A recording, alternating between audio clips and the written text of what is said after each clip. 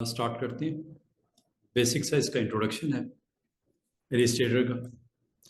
कब आया था, किस ईयर में आया था, कब लॉन्च किया गया था, क्या इसकी हिस्ट्री है, क्यों यूज़ करते हैं, वेक्टर डिज़ाइनिंग का मतलब क्या होता है, वेक्टर एंड रास्टर के दरम्यान में डिफरेंस क्या है, कौन इसके यूजर्स कौन है, कौन इसका इस्तेमाल करते हैं। तो ये Adobe Illustrator almost March 1987 mid of the March ये लॉन्च किया गया था पहला वर्जन। और टाइम के साथ साथ इसके बहुत पॉपुलर वर्जन आते गए, जिसमें से ये एडोबी इलिस्ट्रेटर का वर्जन 10 बहुत पॉपुलर रहा। बहुत लोगों ने इसमें काम किया, बहुत सा नाम इसमें किया। ठीक है, इसको यूज़ करते हुए क्या क्या बनाया और आप क्या बना सकते हो, ये अब आज के दिन से हमारा ये काम स्टार्ट हो रहा है। आपको पता है 30+ ईयर्स इस डेट को गुजरे हुए हो चुके हैं। ठीक है, और टाइम के साथ साथ इसके डिफरेंट एडिशंस या वर्जन्स आते गए, और हर दूसरे साल इसका नया एडिशन या नया वर्जन आ जाता है। और ये इसके प्रोग्रामर्स या इसकी टीम जो है बड़ी इस मामले में एक्टिव है। ये ग्राफिक डिज़ाइनर्स को ख़ास तौर पे फैसिलिटेट करते हैं। जैसे जैसे ज़रूरतें बढ़ती हैं ग्राफिक डिज़ाइन के पॉइंट ऑफ व्यू से, उसके मुताबिक इसके प्रोग्रामर्स नया वर्जन नया एडिशन देते रहते हैं। कभी बहुत बिग चेंजेस होती हैं, कभी बिल्कुल माइनर सी होती हैं, लेकिन होती हैं, कुछ ना कोई नई चीज़ें ऐड ऑन होती हैं। तो जहाँ तक आप एज ए ग्राफिक डिज़ाइनर दोनों का कंपैरिजन करते हो, इसमें दो तरह के जो ग्राफिकल वर्जन्स हो सकते हैं, एक वेक्टर बेस्ड होता है, एक रास्टर बेस्ड होता है।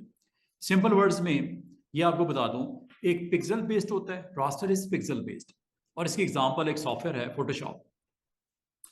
और जहां तक वेक्टर ग्राफिक्स है, वेयर मैटर करता है कि स्केल आपने जहां पे बड़ा करना है या छोटा करना है, वहां पे वेक्टर ग्राफिक्स को हमेशा रेकमेंड करते हैं ग्राफिक डिजाइनर्स जब सॉफ्टवेयर की सिलेक्शन होती है। तो एडोबी ने दोनों वैरायटी आपको दे दी है। रास्टर ग्राफिक्स में फोटोशॉप इंट्रोड्यूस करवा दिया, और वेक्टर ग्राफिक्स में इलिस्ट्रेटर इंट्रोड्यूस करवा दिया। दोनों आपके पास ग्राफिक्स के प्रोजेक्ट्स में काम करने के लिए रास्टर वर्जन भी है, वेक्टर वर्जन भी है, पिक्सल वर्जन भी है, और वेक्टर मतलब आपकी शेप वर्जन भी है, जिसमें आर्क्स हैं, वेक्टर की बात कर रहा हूँ, आर्क्स हैं, रेक्टेंगल्स हैं, इलिप्स हैं, लाइंस हैं, कर्व्स हैं। इसका मतलब ईच एंड एवरीथिंग। अगर ये मैं आपको दिखाऊं ये डिज़ाइन, इसमें आपको कोई ट्रायंगल वर्जन नजर आ रहा होगा, कोई इलिप्स वर्जन नजर आ रहा होगा, और इसमें फर्क है। इसमें अगर आप इसके एजेस पे गौर करो, एजेस आपके इतने क्रिस्पी नहीं है एज कंपेयर टू वेक्टर। वो क्रिस्पी हैं, क्लैरिटी है, विजिबिलिटी है। और इस तरह की वेक्टर ग्राफिक डिजाइन को जब आप बिग साइज पे बिग स्केल करते हो, उसको हाई स्केल पे लेके जाते हो, आपका इमेज इस तरह डिस्टॉर्ट नहीं होता जिस तरह रास्टर में होता है। ये सबसे बड़ी फीचर है, स्केलेबल है। Vector graphics is scalable. छोटे से कार्ड पे बना लो लोगो, या बिग बिलबोर्ड पे लगा दो, स्केलेबल है। इसमें ये नहीं होता। रास्टर ग्राफिक्स में चूंकि पिक्सल बेस्ड फीचर्स को सपोर्ट करता है, और पिक्सल एक लिमिटेड सा, एक छोटा सा एक एलिमेंट होता है। जब उसको स्ट्रेच किया जाता है, पिक्सल्स में डिस्टेंस आ जाता है, पिक्सल में डिस्टॉर्शन आ जाती है, तो आपको इस तरह का ग्राफिक्स इधर आ जाए। तो आप ऐसे सॉफ्टवेयर को, इधर आ जाओ, इधर बैठ, आप ऐसे सॉफ्टवेयर को जहां पे इमेज के अंदर एडिटिंग करनी हो, always go with pixel based software raster. Photoshop में आपका इंडिविजुअल, अगर आप इस हद तक आपको अलाउ करता है कि आप अपने स्किन के अंदर एक डॉट में जाके चेंजेस कर सकते हो। स्किन है ना, कहीं भी लाइट है, कहीं डार्क है, शेड्स है ना, लाइट रिफ्लेक्शन हो रही है, कुछ भी हो, कोई इमेज हो, कोई फोटोग्राफ हो, कोई गार्डन का सीन है, कोई सैंड है, कोई स्काइज है, पिक्सल्स हैं वो, और उसमें आप एडिट कर सकते हो। इस लेवल तक, माइक्रो लेवल पे एडिट कर सकते हो कि पिक्सल को भी जाके चेंज कर सकते हो, उसके कलर्स को। ठीक है, उससे ओवरऑल इमेज आपको जैसे भी दिखे, आप उसमें इंडिविजुअल पिक्सल को जाके हिट कर सकते हो। यह है रास्टर। लेकिन उसमें एक मसला है। मसला यह है कि जिस साइज पे उसी साइज के तक ठीक रहता है, उसको स्केल अप करोगे या डाउन करोगे तो डिस्टॉर्शन होती है उसमें। तो बड़ा केयरफुली ऐसे सॉफ्टवेयर के अंदर काम करना पड़ता है जो कि रास्टर फैमिली से बिलोंग करते हैं।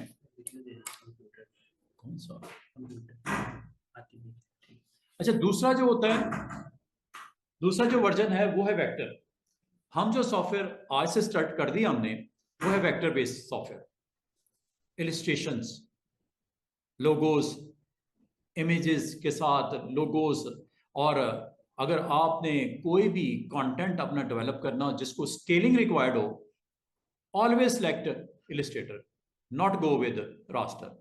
रास्टर में आप इमेज एडिटिंग करते हो और इमेज में आपको पता है सबसे छोटे यूनिट को भी अगर आपने चेंज करना है तो best software name is Photoshop. Photoshop example है, इस कैटेगरी में आता है। और ये इलिस्ट्रेटर आपका वेक्टर ग्राफिक्स के अंदर आता है। ये बेसिक सा इसका इंट्रोडक्शन है। जैसे जैसे हम काम करेंगे, आगे बढ़ेंगे, आपको समझ आनी शुरू हो जाएगी कि जब कभी आप कोई भी डिजाइन बनाते हो, जैसे एक डिजाइन है सिंपल सा, इसमें आपको कर्व्स नजर आएंगी, आर्क्स नजर आएंगी, शेप्स नजर आएंगी, स्टार, ये रॉकेट, ये ग्लोब, ये सारा कुछ आपका वेक्टर ग्राफिक्स है। इसका साइज अगर बड़ा छोटा करोगे कोई मसला नहीं, किसी किस्म की कोई डिस्टॉर्शन नहीं। क्यों? इसके बैकग्राउंड में एक फार्मूला होता है, फार्मूले के थ्रू इसकी वैल्यू को बड़ा भी कर सकते हो ऑटोमेटिकली। और जब आप उसको स्केल डाउन करोगे तो उस फार्मूले को रिक्रिएट करता है ऑब्जेक्ट को, और स्क्रीन के ऊपर आपके साइज के मुताबिक छोटा भी कर सकते हैं, बड़ा भी कर सकते हैं। फार्मूला बैकग्राउंड में होते हैं। जैसा मिसाल दूंगा, एक सर्कल है जिसका रेडियस 2 सेंटीमीटर है। कल को अगर मैं कहूं इसको बड़ा कर दो, 200 गुना बड़ा कर दो, मैं उसका रेडियस सिर्फ बढ़ाऊंगा 200, ऑटोमेटिकली साइज बड़ा हो जाएगा, कोई इमेज में खराबी नहीं पैदा होगी। स्केल अप कर दो, या मैं कहूं उसको 1 सेंटीमीटर कर दो, छोटा कर दो, जस्ट आपने वैल्यू के साथ प्ले करना है। फार्मूला आपने उसके अंदर वैल्यू, जैसा आप इनपुट नहीं करते कैलकुलेशन के अंदर कि रेडियस अगर 2 हो सर्कल का तो उसका सरकमफेरेंस या उसका एरिया कितना होगा, रेडियस अगर 10 हो उसका एरिया कितना होगा, रेडियस अगर 20 कर दें एरिया कितना होगा, रेडियस अगर 50 कर दें एरिया कितना होगा। फार्मूला चल रहे होते हैं ना बैकग्राउंड में। तो ये भी इस तरह का सॉफ्टवेयर है, इसमें फार्मूला बैकग्राउंड में रिकैलकुलेट करके आपके इमेज को प्रोसेस करने के बाद स्क्रीन के ऊपर विजिबल कर देते हैं। ये लें जी। तो बात यह बताने की कि आपका जहां पे इन्फिनेटली स्केल रिक्वायर्ड हो, बाउंड्री लेस ऑब्जेक्ट बनाने हो, वहां पे आपने इलिस्ट्रेटर में जाना है। ये दिख रहा है आपको ग्राफ पेपर के ऊपर। इसका अगर आपने स्केल अप भी करोगे तो इमेज में किसी किस्म की गड़बड़ ना हो, किसी किस्म की पिक्सेलेशन पेनल्टी आपको फेस ना करनी पड़े। ये इलिस्ट्रेशन का कमाल है, इलिस्ट्रेटर सॉफ्टवेयर का यही कमाल है। छोटा साइज हो या बड़ा हो इमेज का, ऑब्जेक्ट का, टेक्स्ट का, आपका किसी किस्म का स्क्रीन के ऊपर उसकी प्रेजेंस में फर्क ना पड़ रहा हो।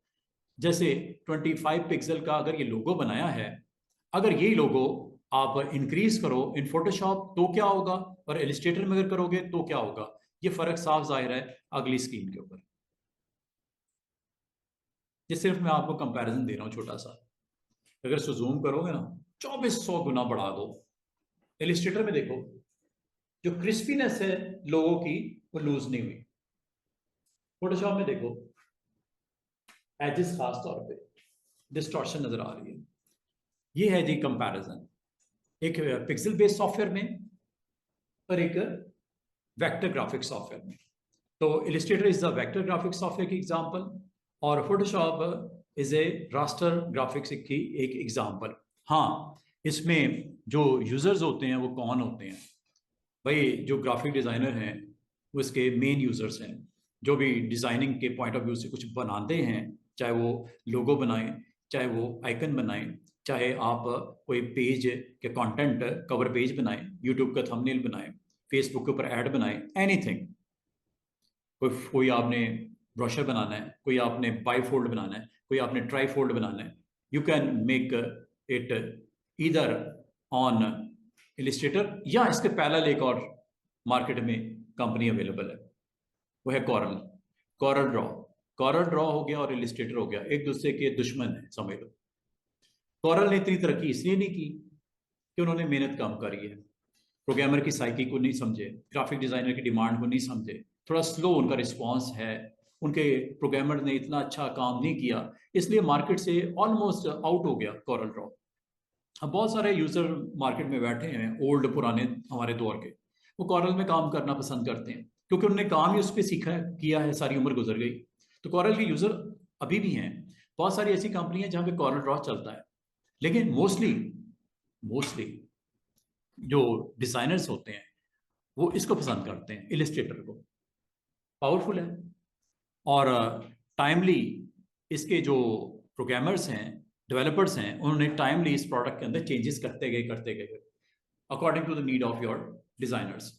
जाहिर जो आपकी नीड को फॉलो करेगा, आपकी ज़रूरियात को समझ के काम करेगा, आप ऐसे सॉफ्टवेयर को ज़्यादा पसंद करते हो। अगर आपको कहीं वोट डालना पड़ जाए, यार आप कॉरल पसंद करते हो या इलिस्ट्रेटर, दोनों सीख लिया आपने, आप ज़्यादातर मेजॉरिटी ऑफ द वोटर जाएगा इलिस्ट्रेटर की तरफ। क्यों? उसकी फीचर्स ज़्यादा हैं, उसके डेवलपर्स ने आपकी नीड को समझते हुए उसमें अच्छी आपको फीचर्स फैसिलिटीज़ दे दी हैं। डिज़ाइनर उसमें काम करना ज़्यादा अपने आप को कंफर्टेबल फील करता है, अच्छा आपका कंटेंट डिज़ाइन हो जाता है as compare to Corel. Corel को बुरी नहीं है, मैं बुरा नहीं कह रहा ना अच्छा कह रहा हूँ, सिर्फ ये है कि टाइम के साथ साथ जो आपको अच्छी फैसिलिटीज़ देगा आप उस प्रोडक्ट को पसंद करोगे, सीधी सी बात है। और जो आपका ख्याल नहीं करता, आप उसको एक दफ़ा दो दफ़ा फिर पीछे हट जाते हो, भाई ये तो हमारी डिमांड्स पूरी होती नहीं, हम उसमें जो बनाना चाहते हैं वो बनता नहीं है, उसमें तो ये बड़े आराम से काम हो जाता है, इसमें ये होता ही नहीं, इसमें ये टूल्स हैं, इसमें ये टूल है ही नहीं, इसमें ये फीचर्स हैं, ऑप्शंस हैं, मेन्यूज हैं, इसमें तो चीज़ मिलती नहीं। तो लोग ज़्यादातर फिर निकल जाते हैं किस तरफ? वो बेस्ट जो कॉम्बिनेशन बनाते हैं वो फोटोशॉप का इलिस्ट्रेटर के साथ, ये दोस्त जरूर सीखते हैं। कोई भी मार्केट में जो ग्राफिक डिजाइनर बैठा हुआ है, आमतौर पर वो स्टार्ट जब करता है इन दो टूल से करता है, एक फोटोशॉप सीखता है और दूसरा इलिस्ट्रेटर सीखता है। हाँ, जो कॉरल के लोग हैं वो कॉरल के साथ कॉरल फोटो पेंट सीखते हैं। कॉरल फोटो पेंट ऑल्टरनेट है फोटोशॉप का और इलिस्ट्रेटर ऑल्टरनेट है कॉरल ड्रॉ का। भाई कॉरल कंपनी अलग है, एडोबी कंपनी अलग है। एडोबी के जो सॉफ्टवेयर्स हैं वो इलिस्ट्रेटर जो अब स्टार्ट किया हमने, और दूसरा फोटोशॉप है। कॉरल की कंपनी की कॉरल ड्रॉ है और दूसरा कॉरल फोटो पेंट है। Corel Photo Paint versus Photoshop, Corel Draw versus Illustrator, इनका आपस में कंपनी वाइज ये डिफरेंट है। लेकिन काफ़ी सारी जो चीज़ें आप बना सकते हो एज ए डिज़ाइनर, आप कॉरल में जो बना सकते हो इलिस्ट्रेटर में बना सकते हो, इलिस्ट्रेटर वाला कॉरल में बना लेते हैं, दोनों जो जानते हो किसी में भी बना लेते हैं, मर्जी उसकी होती है। या कंपनी जिसमें काम कर रहे हो वहाँ पे लाइसेंस ने किस चीज़ का बाय किया हुआ है। कुछ लोग कॉरल प्रोडक्ट्स को पसंद करते हैं, वो कॉरल में काम कर रहे हैं, कॉरल के साथ वो कॉरल फोटो पेंट में काम कर लेते हैं। कुछ लोग एडोबी का लाइसेंस परचेज कर लेते हैं, वो एडोबी के साथ इलिस्ट्रेटर को पसंद करते हैं, उसी में काम करते रहते हैं। जब उन्होंने कोई इमेज में एडिटिंग करनी फोटोशॉप में चले जाते हैं, जब कॉरल वालों ने इमेज में एडिटिंग करनी कॉरल फोटो पेंट में चले जाते हैं। जब कोई लोगो बनाना हो, आइकन बनाना हो, कोई पेज बनाना हो, कोई विजिटिंग कार्ड बनाना हो, कोई ब्रोशर बनाना हो, कोई फ्लायर बनाना हो, कोई इन्विटेशन कार्ड बनाना हो, वो इलिस्ट्रेटर में चले जाते हैं। जब कॉरल वालों ने यही काम करना हो वो कॉरल ड्रॉ में चले जाते हैं। तो इसका मतलब Corel Draw versus Adobe Illustrator और Photoshop versus Corel Photo Paint. और अगर आप इसका व्यू एक झलक देखना, ये जी ये कॉरल ड्रॉ, इसमें आपको दिखाई देगा कि जब आपका इसको परचेज करते हो, लाइसेंस लेते हो, पाकिस्तान में चल जाता है। पाकिस्तान में मैं आपको एक पैसा भी इस्तेमाल किए बगैर आपको ये सॉफ्टवेयर दे सकता हूँ, आप फ्री में इस्तेमाल करते हो। लेकिन जब एब्रॉड में आप होते हो तो ये सॉफ्टवेयर, पायरेटेड सॉफ्टवेयर आपको अलाउ नहीं होते, आप लाइसेंस के बगैर उसको इस्तेमाल नहीं कर सकते। कॉरल ड्रॉ के पेज के ऊपर ये प्रोडक्ट्स आपको नजर आएंगी। आप as a individual, as a business company, किसी एजुकेशन साइट पे हो, इन प्रोडक्ट्स को अगर आप देखना चाहो या इंस्टॉल करना चाहो एज ए पैकेज के तौर पे, ये जब आप क्लिक करते हो इसमें ये ट्रायल वर्जन भी देते हैं, 15 डेज के लिए होता है, उसके बाद आपको लाइसेंस परचेज करना पड़ता है। और जहाँ तक इसके प्रोडक्ट्स का ताल्लुक है, टूल्स का ताल्लुक है, इसमें जिस तरह मैंने बोला ना कॉरल ड्रॉ होता है, ये इलिस्ट्रेशंस के लिए, वेक्टर ग्राफिक्स के लिए, पेज लेआउट बनाने के लिए एक इम्पॉर्टेंट है, इसी तरह इसका इलिस्ट्रेटर है। जहाँ तक फोटोशॉप की बात है, इसके बराबर में जो कंपैरिजन में इमेज एडिटिंग के लिए जो सॉफ्टवेयर यूज होता है, और ये पिक्सल बेस्ड है, गौर किया, पिक्सल बेस्ड है। और यही आपको सेम यही डेफिनेशन मिलेगी फोटोशॉप की, Photoshop versus Corel Photo Paint, और यही डेफिनेशन आपको मिलेगी इलिस्ट्रेटर की। वेक्टर ग्राफिक्स, वो है पिक्सल बेस्ड और वो है वेक्टर वर्सेस। और अगर आप इसके पैरेलल उस वेबसाइट को ओपन कर लो, अगर आप एडोबी के कंज्यूमर हो, आप लाइक करते हो एडोबी प्रोडक्ट्स, तो adobe.com, corel.com और एडोबी। यहाँ पे भी आपको अगर गौर करो तो आपको हम लोगों ने जो मॉड्यूल्स आपको हमने करवाने हैं, इसमें भी जाओ, ये देख रहे हो फोटोशॉप में क्या लिखा हुआ है, क्या वही नहीं लिखा जो कॉरल फोटो पेंट में लिखा हुआ है, इमेज एडिटिंग एंड डिजाइन। और इलिस्ट्रेटर में देखो क्या लिखा हुआ है, क्या वही नहीं लिखा जो कॉरल ड्रॉ के अंदर लिखा हुआ था, वेक्टर ग्राफिक्स। तो वेक्टर ग्राफिक्स के लिए जो बेस्ट सुटेबल सॉफ्टवेयर्स हैं वो कौन से हैं? इलिस्ट्रेटर। दूसरी तरफ कॉरल ड्रॉ। इमेज एडिटिंग के लिए कौन सा सॉफ्टवेयर है? फोटोशॉप। दूसरी तरफ कॉरल फोटो पेंट। ये मैंने बेसिक्स आपको बताया है, कंपैरिजन दिया है। तो हम इलिस्ट्रेटर कौन कौन यूज करता है? ग्राफिक डिजाइनर यूज करते हैं, फैशन डिजाइनर यूज करते हैं, वेब डिजाइनर यूज करते हैं, आर्टिस्ट इलिस्ट्रेटर वगैरह बनाने में, डिजाइंस करने में इसको इस्तेमाल किया जाता है। और ये वेबसाइट के टेम्पलेट्स भी बनाने में इस्तेमाल किया जाता है। कोई टेम्पलेट, कोई वेबसाइट बनानी हो, जैसे एक फास्ट फूड के लिए कुछ डिशेस की प्रेजेंस है, यहाँ पे आपके कॉन्टैक्ट्स हो गए, यहाँ पे आपकी जो सर्विसेज है वो दे दी गई, वहाँ पे लोगो लगा दिया गया, यहाँ पे आपका एक जो है होम डिलीवरी सर्विस का आइकन यहाँ पे प्लेस कर दिया, इमेजेस की कलेक्शन, टेक्स्ट की प्लेसमेंट, कलर्स की सिलेक्शन, वेरी इंपॉर्टेंट। फॉन्ट की सिलेक्शन, कौन सी चीज हाईलाइट करनी है, प्रोमिनेंट करनी है, फोकस करनी है, कौन सी चीज आपकी इसमें जो है आपके बूस्ट करेगी डिजाइन को। इमेजेस की प्रेजेंस अच्छी होनी चाहिए, लुक अच्छी होनी चाहिए। और अगर आपकी कोई स्क्रीन है, कोई वेबसाइट है, उसकी जो डिवीजन है कलर वाइज बड़ी जबरदस्त किस्म की होनी चाहिए, कलर डिवीजन अच्छी होनी चाहिए, कलर की सिलेक्शन बड़ी लिमिटेड होनी चाहिए। इसमें अगर आप गौर करो 2 से 3 कलर यूज हुए हैं। याद रखना, कोई भी प्रोडक्ट बनानी हो, कोई पेज बनाना हो, कोई ब्रोशर बनाना हो, कोई पेज वेबसाइट का बनाना हो, कोई डिजाइन बनाना हो, कोई बैनर बनाना हो, आप 2 नहीं तो 3 कलर यूज करो, ज्यादा नहीं करना, वो बुरा लगता है। और उसका बड़ा जबरदस्त कंट्रास्ट करोगे अपने टेक्स्ट के साथ। अगर आप गौर करो, ग्राउंड अगर रेड है, व्हाइट टेक्स्ट है, या ग्राउंड अगर लाइट है, डार्क टेक्स्ट है। और 2 डिविजन आपकी कलर वाइज आपको हाईलाइट करने के लिए, इसकी इमेज की प्रेजेंस को हाईलाइट करने के लिए इसकी डिवीजन कर देगी। अगर ये ना होता नीचे और ये सिर्फ दिखाता, आपको आपकी आइज को कैच करना मुश्किल होता है डिजाइनर के लिए। तो ये बहुत जबरदस्त किस्म का आपका इसके ऊपर फोकस होना चाहिए। जब कभी आप डिजाइन बनाओ, आपने कलर्स की इस्तेमाल सही करना है, प्लस आपने बैकग्राउंड और फोरग्राउंड का कंट्रास्ट रखना है। ये ना हो कि रेड आपका ग्राउंड है और रेड ऊपर फॉन्ट यूज किए हैं, वो कैसे दिखेंगे भाई? कंट्रास्ट जब तक नहीं होगा, बैकग्राउंड का फोरग्राउंड के साथ कंट्रास्ट और इमेज की प्रेजेंस और आपके पूरे डिजाइन का में बैलेंस नजर आए। अब ये देखो कितना बैलेंस है, इमेज की प्रेजेंस के साथ, कलर्स के साथ आपका पूरा फोकस किया गया एक डिजाइन को बनाते वक्त।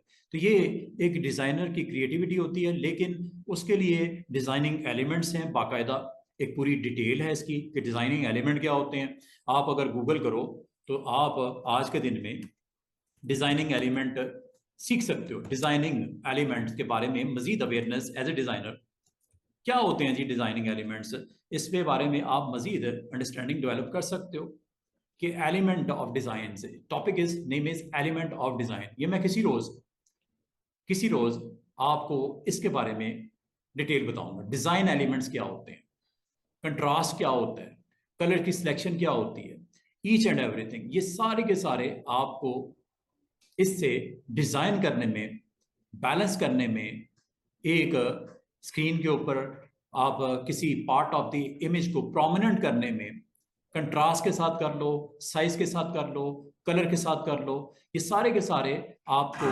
इंपॉर्टेंट आपके लिए होंगे। इसको बोलते हैं एलिमेंट ऑफ डिजाइन। डिजाइन बनाते वक्त किस तरह आप अपने एलिमेंट्स को प्रेजेंट करोगे ओवर योर आर्ट बोर्ड। तो इसको इंशाल्लाह एज ए लेक्चर मैं इसको अलग से आपके लिए 7 एलिमेंट ऑफ डिजाइन क्या होते हैं, what are the 7 element of design क्या होते हैं, जिसमें इंक्लूड होती है शेप होता है, कलर होती है, स्पेस होती है, फॉर्म होती है, लाइन होती है, वैल्यू होती है, टेक्सचर होती है। इसमें मैं थोड़ा सा आपको थ्योरेटिकल इसका थोड़ा सा वर्जन बताऊंगा इंशाल्लाह, कुछ इसकी एग्जांपल भी आपसे शेयर करूंगा। इससे डिज़ाइन बनाने में आपको इंशाल्लाह हेल्प होगी। आप अपना डिज़ाइन किसी क्लाइंट के लिए अगर आप बनाते हो, अगर आप इन एलिमेंट्स को फॉलो करोगे तो एक अच्छा डिज़ाइन जो एक्सेप्टेबल आपका होगा बाय व्यूअर, वो आपके लिए विजुअल जिसका डिज़ाइन विजुअली जो अच्छा लगे आपको, इसमें जो फंडामेंटल जो यूनिट्स या एलिमेंट्स आपको फॉलो करने चाहिए वाइल डिज़ाइनिंग, ये सारी चीज़ें उसमें बड़ी इंपॉर्टेंट होती है। शेप्स होती हैं, कलर्स होते हैं, स्पेस होती है, लाइंस, वैल्यूज, टेक्सचर, एवरीथिंग। ये 7 एलिमेंट ऑफ डिज़ाइन के नाम से टॉपिक मौजूद है। इसको मैं किसी रोज़ आपके साथ इसको एक्सप्लेन करूंगा। इसकी कुछ आपको स्क्रीन के ऊपर इसकी विजिबिलिटी दिखाऊंगा, ताकि वाइल डिज़ाइनिंग आपको अगर ये इस तरह का कंटेंट या knowledge back of the mind होगी, डिज़ाइन अच्छे बनने शुरू हो जाएंगे टाइम के साथ साथ। एक दिन में नहीं होता, 2 दिन में नहीं होता। आपको डिज़ाइनर की थोड़ी सी ट्रेनिंग करनी पड़ेगी, थ्योरेटिकली थोड़ा सा नॉलेज डिलीवर करना पड़ता है, फिर उसको प्रैक्टिकली दिखाना पड़ता है। फिर जब ये दोनों आपस में मिल जाएं तो एक अच्छा डिज़ाइन सामने बन के आना शुरू हो जाता है। बात होगा था सर टूल तो सर हमें आ गया, डिज़ाइन हमसे नहीं बनते। वही डिज़ाइन बनाने के लिए कुछ इंपॉर्टेंट रूल्स हैं, कुछ इंपॉर्टेंट इसके पॉइंट्स हैं। जब तक आपका ट्रेनर आपसे शेयर नहीं करेगा या आप खुद से रिसर्च नहीं करोगे, आपका डिज़ाइन में मेच्योरिटी नहीं आएगी। टूल सीख लोगे, टूल तो मैं सिखा दूंगा, लेकिन डिज़ाइन को मेच्योर करने के लिए जब तक आपको कलर्स की थ्योरी का नहीं पता होगा, आपको एलिमेंट ऑफ डिज़ाइन के अंदर किस तरह कौन सी चीज़ कंट्रीब्यूट करती है आपके डिज़ाइन को प्रोमिनेंट बनाने में, चाहे वो बिजनेस कार्ड ही क्यों ना हो, कोई आइकन ही क्यों ना हो, कोई लोगो क्यों ना हो, फ्लायर क्यों ना हो, बैनर क्यों ना हो, एनीथिंग, सब में ये 7 डिफरेंट एलिमेंट ऑफ डिज़ाइन बहुत इंपॉर्टेंट रोल प्ले करते हैं। ये आपको डिफरेंट टाइटल्स के थ्रू आपको नजर आएंगे। इसके बारे में इंशाल्लाह मैं आपको बताऊंगा भी कि किस तरह इसको यूज़ करते हैं। ये एलिमेंट ऑफ डिज़ाइन कहीं पे आपको 11 मिलेंगे, कहीं 7 मिलेंगे, तो ये डिफरेंट डिफरेंट है वेरिएशन। ये जब तक नहीं होगी आप अच्छा डिज़ाइन क्रिएट करने के काबिल नहीं हो सकते। तो इसके लिए इंशाल्लाह इस पर हम अलग से बात करेंगे। अभी मैं दोबारा अपने टॉपिक पे आता हूँ। तो मैं आपको ये बता रहा था कि इलिस्ट्रेटर हमने स्टार्ट कर दिया है, और इलिस्ट्रेटर आमतौर पे हम यूज़र एक्सपीरियंस या यूज़र इंटरफेस बनाने के लिए for your laptops, for your tablets, for your mobiles, अगर आप इनके लिए कोई पेजेस डिज़ाइन करना चाहो, कोई कंटेंट अपना डेवलप करना चाहो, आप इलिस्ट्रेटर में कर सकते हो। वेब के लिए, टैबलेट के लिए, मोबाइल के लिए, इसे बोलते हैं यूज़र इंटरफेसेस।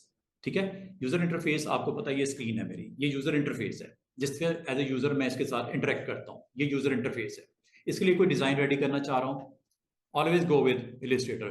कोई टैबलेट है, उसके लिए कोई डिज़ाइन बनाने चाह रहे हैं, ऑलवेज गो विद इलिस्ट्रेटर। कोई मोबाइल स्क्रीन है, उसके लिए टैबलेट, आप मोबाइल स्क्रीन के लिए कोई बनाना चाह रहे हो, डिज़ाइन क्रिएट करना चाह रहे हो, ऑलवेज गो विद इलिस्ट्रेटर। तो ये यूज़र इंटरफेसेस बनाने हो, ये काम करना हो, या कोई इस तरह के इन्फोग्राफिक्स पेज बनाने हैं, ये बहुत सारे बुक्स में भी आपको नजर आएंगे, मैगजीन्स में भी नजर आएंगे इन्फोग्राफिक्स पेजेस, जिसमें आपका मेन सेंटर पॉइंट को फोकस किया जाता है, उसके साथ जो कनेक्टेड एलिमेंट्स हैं उनको डिजाइन करके उसकी डिटेल्स यहाँ पे आपको शेयर करने के बहुत सारे आपने देखे होंगे पेपर्स, जैसे न्यूज़पेपर्स हो गए, मैगजीन्स हो गए, बुक्स हो गई, उसमें इस तरह के अगर आपको कोई पेजेस डिजाइन करने पड़ जाएं, हो सकता है आपके किसी टेक्स्ट बुक में भी आपने देखा हो, इस तरह के पेजेस अगर आपको बनाने पड़ जाएं, इसको बोलते हैं इन्फोग्राफिक्स।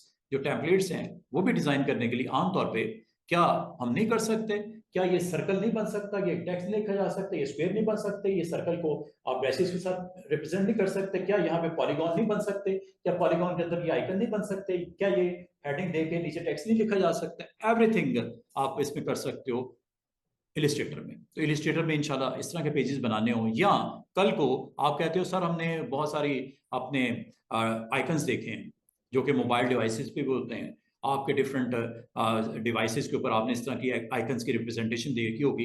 ये सारे अगर आपने कोई भी इनमें से बनाना हो, इस तरह का कोई भी डायग्राम, कोई आइकन बनाना हो, आपके पास जो फर्स्ट चॉइस होनी चाहिए अदर देन कॉरल ड्रॉ, वो ये है इलिस्ट्रेटर। तो ये हमें हेल्प करती है। मोबाइल ऐप्स में आपने देखा होगा, सेटिंग का आइकन आपने बहुत देखा होगा, डिस्क के आइकन देखा होगा, टाइमर का आइकन देखा होगा, ये सारे आइकन आपको जो दिख रहे हैं, ये सारे, इसको बनाने के लिए जो राइट ऑप्शन है, छोटे से छोटा आप एलिमेंट डिजाइन करना हो या आपने बिग बिलबोर्ड के लिए डिजाइन बनाना हो, ऑलवेज गो विद इलिस्ट्रेटर। ये आपके लिए सबसे सूटेबल जो है सॉफ्टवेयर है वो इलिस्ट्रेटर है, क्योंकि स्केलेबल है। इसको चाहे छोटा कर लो चाहे बड़ा कर लो, इसमें डिस्टॉर्शन नहीं होती, आपकी विजिबिलिटी वेरी वेरी क्रिस्पी रहती है और अच्छा आपका इमेज डेवलप कर सकते हो, डिजाइन क्रिएट कर सकते हो। इस तरह का काम करना, कोई लोगोस बनाने हो, कोई भी इस तरह का एक्शन करना हो, ऑलवेज गो विद इलिस्ट्रेटर। ये सारी चीजें इंशाल्लाह टाइम के साथ साथ आपको मॉकअप्स बनाने हो, शर्ट्स के ऊपर लोगोस को प्लेस करना हो, anything you can do it. आपने कोई मैप करने हो, उसके ऊपर हाईलाइट करने हो, रेस्टोरेंट्स को हाईलाइट करना है, आपने फ्यूलिंग जो साइट्स हैं उनको हाईलाइट करना है, रिजॉर्ट्स को हाईलाइट करना है, आपने जो होटल्स हैं उनको हाईलाइट करना है, डिफरेंट लोकेशंस को हाईलाइट करना है, आपने मैप्स बनाने हैं। आपके लिए बेहतर है कि आप लाइयों तो कहीं ना कहीं, देखो बने हुए तो देखे होंगे, वो कहीं तो बने होंगे, वो किसी सॉफ्टवेयर में तो बनाए होंगे ना वो। तो सॉफ्टवेयर जो मैं आपको रेकमेंड करूंगा, ये काम इस तरह का करने के लिए Illustrator is the right choice. अब आपको कहूँ सर ये मैं क्या फोटोशॉप में नहीं बना सकता, और रोका नहीं किसी ने आपको, बना लो, लेकिन कल को उसको स्केल करना हो मोबाइल डिवाइस के लिए या बिग बिलबोर्ड के लिए, वो मुश्किल हो जाएगा आपके लिए, बन तो जाएगा, लेकिन स्केलेबल प्रोडक्ट्स के लिए राइट चॉइस इज इलिस्ट्रेटर। और ये सारे टूल्स आपको अवेलेबल हैं जो आपको हेल्प करेंगे सारी चीजें स्क्रीन के ऊपर जो नजर आ रही हैं बनाने में। तो ये बेसिक बेसिक इसके अंदर जो बनाने के लिए टूल्स इस्तेमाल होंगे उनके कुछ नाम हैं। ये नाम आपको याद करने की कोई जरूरत नहीं है, ये टूल्स नजर आ रहे हैं दरमियान में, ये टूल्स हैं, इधर लेफ्ट राइट इनके नाम लिखे हैं, सबके नाम लिखे हैं। और इसके अंदर आपके ये फेल को रिप्रेजेंट करता है, ये स्ट्रोक को। भाई एक चीज जब बनती है, रेक्टेंगल भी बनता है अगर, या सर्कल बनता है या ट्राइंगल बनता है या पॉलीगॉन बनता है, तो उसकी कोई फीलिंग होती है कि नहीं होती? फीलिंग इस बॉक्स से रिप्रेजेंट होती है, करंट ऑब्जेक्ट की जो भी है, और इसका स्ट्रोक इस आपके एलिमेंट से रिप्रेजेंट होता है। इस टूल बॉक्स में ये बॉटम पे पड़ा होता है, एक रिप्रेजेंट करता है फिल को और दूसरा रिप्रेजेंट करता है स्ट्रोक को। ये फोटोशॉप नहीं है जिसमें एक फोरग्राउंड होता है एक बैकग्राउंड होता है, नो, फोटोशॉप नहीं है ये है इलिस्ट्रेटर। इलिस्ट्रेटर में ये दो बॉक्स जो बड़े बड़े नजर आ रहे हैं ना, एक फिल को रिप्रेजेंट करते हैं एक स्ट्रोक को।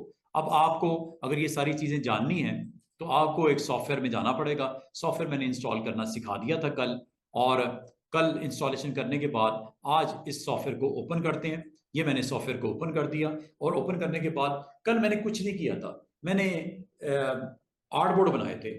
आज हमारे साथ कुछ नए स्टूडेंट्स भी नजर आ रहे हैं, तो सॉफ्टवेयर इंस्टॉल 2 मिनट की जॉब है, 2 मिनट में सॉफ्टवेयर इंस्टॉल हो जाता है। करने के बाद अगर आपने अपना कंटेंट डेवलप करना है, फाइल में जाना है, न्यू करना है, एक नया डॉक्यूमेंट बनाना है, इलिस्ट्रेटर में एक नया फाइल आप बनाने जा रहे हो। जब आप न्यू करते हो तो इसमें सबसे पहले आपने अपना कंटेंट रिसेंटली जो आपने डिफरेंट प्रोजेक्ट्स किए होंगे उसके साइजेस नजर आएंगे, विड्थ और हाइट।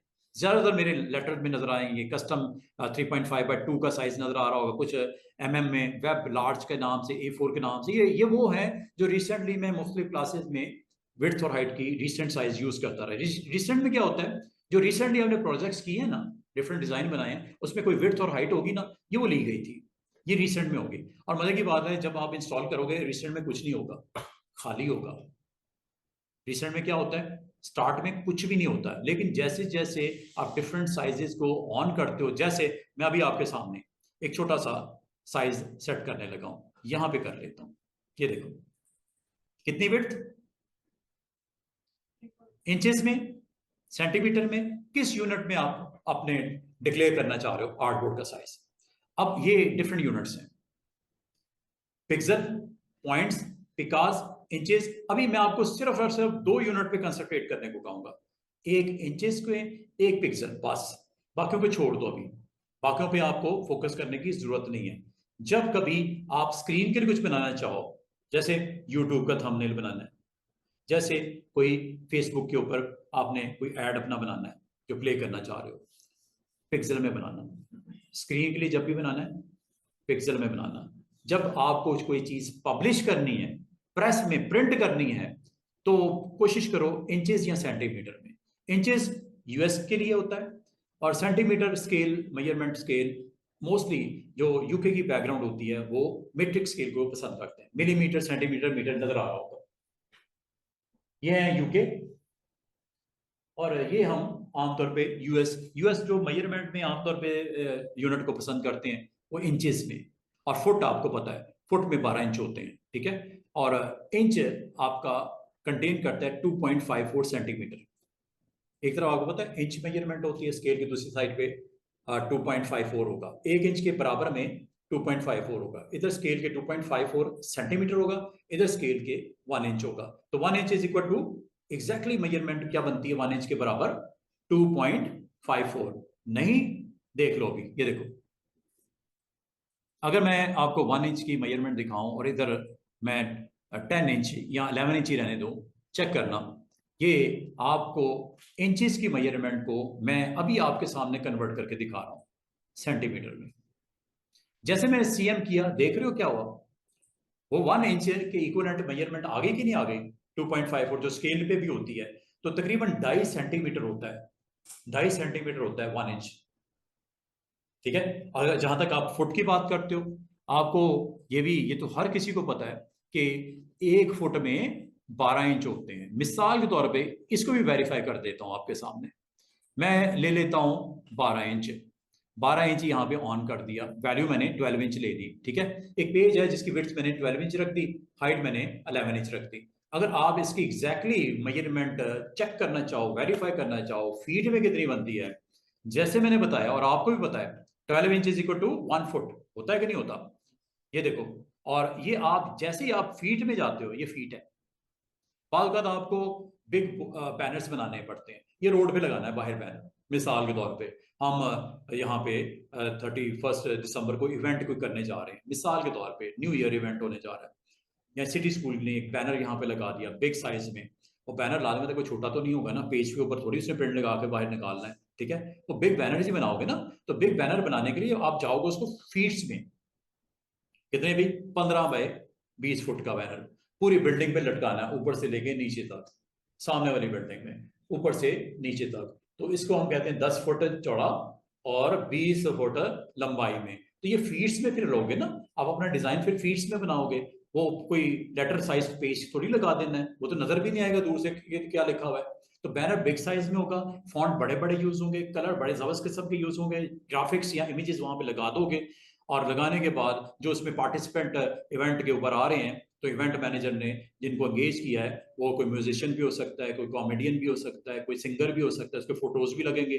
फिर वेन्यूज का टाइमिंग भी लगेगी, इस दिन पे होना है, ये इवेंट है, इस टाइम पे होना है, और इसमें ये चीजें हम आपको प्रोवाइड करेंगे। तो ये सारा बैनर पे आएगा। तो बैनर का साइज छोटा तो नहीं होगा, बैनर साइज लाजमत है। आप बनाओ जब इलस्ट्रेटर में डिजाइन बनाओगे, आपको कहता है मुझे अभी यहाँ पे बुला लेते हैं जो है कॉलेज के ऑर्गेनाइजर कि ये सर बैनर एक बनाना है, तो वो लाजमत मैं पूछूंगा कितने फीट का बनाना है, वो कहेंगे सर 15 फीट चौड़ा कर दें और 20 फीट लंबा कर दें। तो ये चीज आप यहां से पहले इसका साइज बताओगे कि बैनर का साइज कितना है। और अगर आपने एक सिर्फ पेज बनाना है जो टेबल पे रखने के लिए कि डिफरेंट कोर्सेज आ रहे हैं और हम इस डे पे सेमिनार करने जा रहे हैं, इसको डिस्ट्रीब्यूट करना है मैंने, ठीक है, बनाने के बाद तो इनवाइट करना है, तो उसके लिए उसको डिजाइन करने के लिए आप उसका साइज तो बताओगे ना। तो सबसे पहले जब कभी आप एज ए ग्राफिक डिजाइनर आपके पास कोई आता है क्लाइंट, तो आप उससे साइज पूछते हो कि किस साइज का आपका बैनर है, पेज है, ब्रोशर है, जो भी है, बिजनेस कार्ड है। तो साइज सबसे इंपॉर्टेंट होता है। और आमतौर पे ये साइज यूनिट ऑफ मेजरमेंट में आपको रखना पड़ता है, इंचेस में बात कर लो, या अगर बिग साइज है तो फीट्स में बात कर लो, और भी बिग है यार्ड्स में भी आप आगे आ सकते हो, देख लो यार्ड्स भी लिखा हुआ है।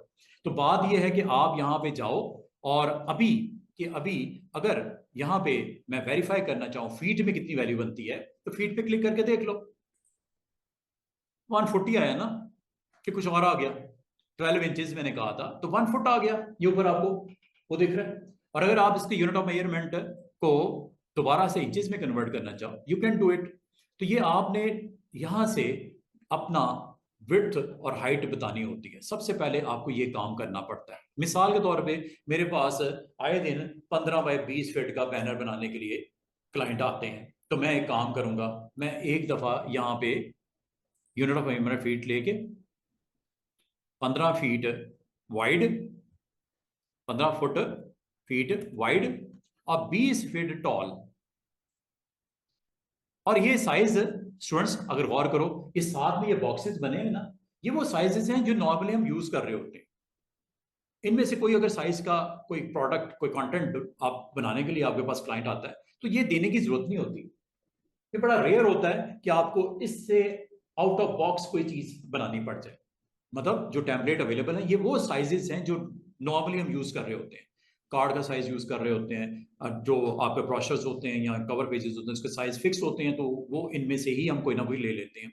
लेटर ले लिया, लीगल ले लिया, या बैनर के लिए बैनर में भी जा सकते हैं। और भी आपको मैं अभी बैनर भी दिखाता हूँ, पोस्टर भी दिखाता हूँ, इसमें वो भी साइजेस अवेलेबल होंगे जो कि मोबाइल में, वेब में, वो ऊपर देख रहे हो, मोबाइल भी है, वेब भी है, फिर फिल्म एंड वीडियो भी है, फिर आर्ट एंड इलस्ट्रेटर भी है, और एक दरमियान में प्रिंट भी है।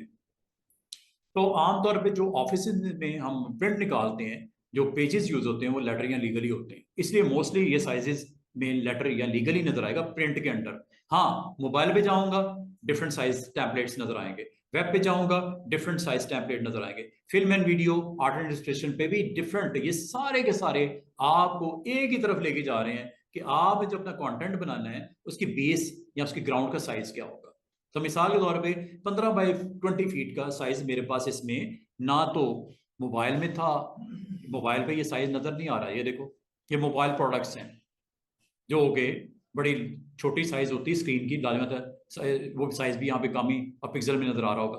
वेब पे क्लिक करो, कॉमनली इसका साइज वेब के लिए जो बनाते हैं 1366 पिक्सल बाय 768, 1366 पिक्सल चौड़ा और 768 लंबा। ठीक है, आई मैक के लिए बनाना चाह रहे हो या आई मैक प्रोडक्ट्स के लिए, मैकबुक के लिए बनाना है ये मैकबुक के लिए, ये डिफरेंट साइजेस अवेलेबल है। अगर आप फिल्म एंड वीडियो में चले जाते हो, ये देखो, ये फिल्म एंड वीडियो के लिए भी डिफरेंट स्क्रीन के जो साइजेस हैं आप इनमें से एक सिलेक्ट कर सकते हो। आर्ट एंड इलस्ट्रेशन भी है, इसमें से पोस्ट कार्ड बनाना है, पोस्ट कार्ड का साइज ये देखो बना बनाया है, ये देखो क्लिक करो, ये आ गया, ये पोस्ट साइज का साइज एमएम में है। डोंट वरी, आप एमएम के साथ कंफर्टेबल नहीं हो, आप इंचेस ले लो। एक्चुअली ये 4 इंच है, 4 इंच चौड़ा। क्या किसकी बात हो रही है? पोस्ट कार्ड की। टेम्पलेट का नाम क्या है? Post card. कितनी विड्थ? 4 इंच बाय 7 पॉइंट तकरीबन 8। पोस्टर बनाना है, ये पोस्टर साइज। आमतौर पे पोस्टर साइज एमएम में दिखा रहा है, आप या मुझे समझ नहीं आती, इंचेस में देख लो। पोस्टर आमतौर पे वो कहता है 18 इंच चौड़ा होता है, और लंबाई में कितना होता है पोस्टर? 24 इंच। ये जो पोस्टर लगते हैं आपने देखा मूवी पोस्टर जैसे लगे होते हैं, 18 इंच चौड़ा और 24 इंच लंबा। कोई इवेंट आ रहा है, उसका पोस्टर आपने बाहर बोर्ड पे, नोटिस बोर्ड में लगाना है। तो पोस्टर आमतौर पे जो साइज होता है वो लेटर साइज नहीं होता है, लेटर साइज काफी छोटा होता है। लेटर साइज तो सारा 8.5 होता है चौड़ाई। ये कितनी है? 18 इंच का पोस्टर। और लंबाई आमतौर पर लेटर की कितनी होती है? 11। इसकी कितनी है? उससे डबल है, तकरीबन 24। तो पोस्टर का साइज तकरीबन आपको इतना मिलता है। तो पोस्टर का size as compare to letter और लीगल काफी बड़ा होता है। तो अगर आपसे कोई पूछ ले कि सर हमने पोस्टर बनाना है, नोटिस बोर्ड पे लगाना है, इवेंट आ रहा है, 14 अगस्त तो निकल गया, सर अगला इवेंट आ रहा है 25 दिसंबर का, या न्यू ईयर आ रहा है, उसके रेलेवेंट हमने कोई पोस्टर बनाना है, या कंपनी के अंदर कोई आपका इवेंट आ रहा है उससे रेलेवेंट आपने पोस्टर बनाना है, तो आपने साइज पूछने की जरूरत नहीं।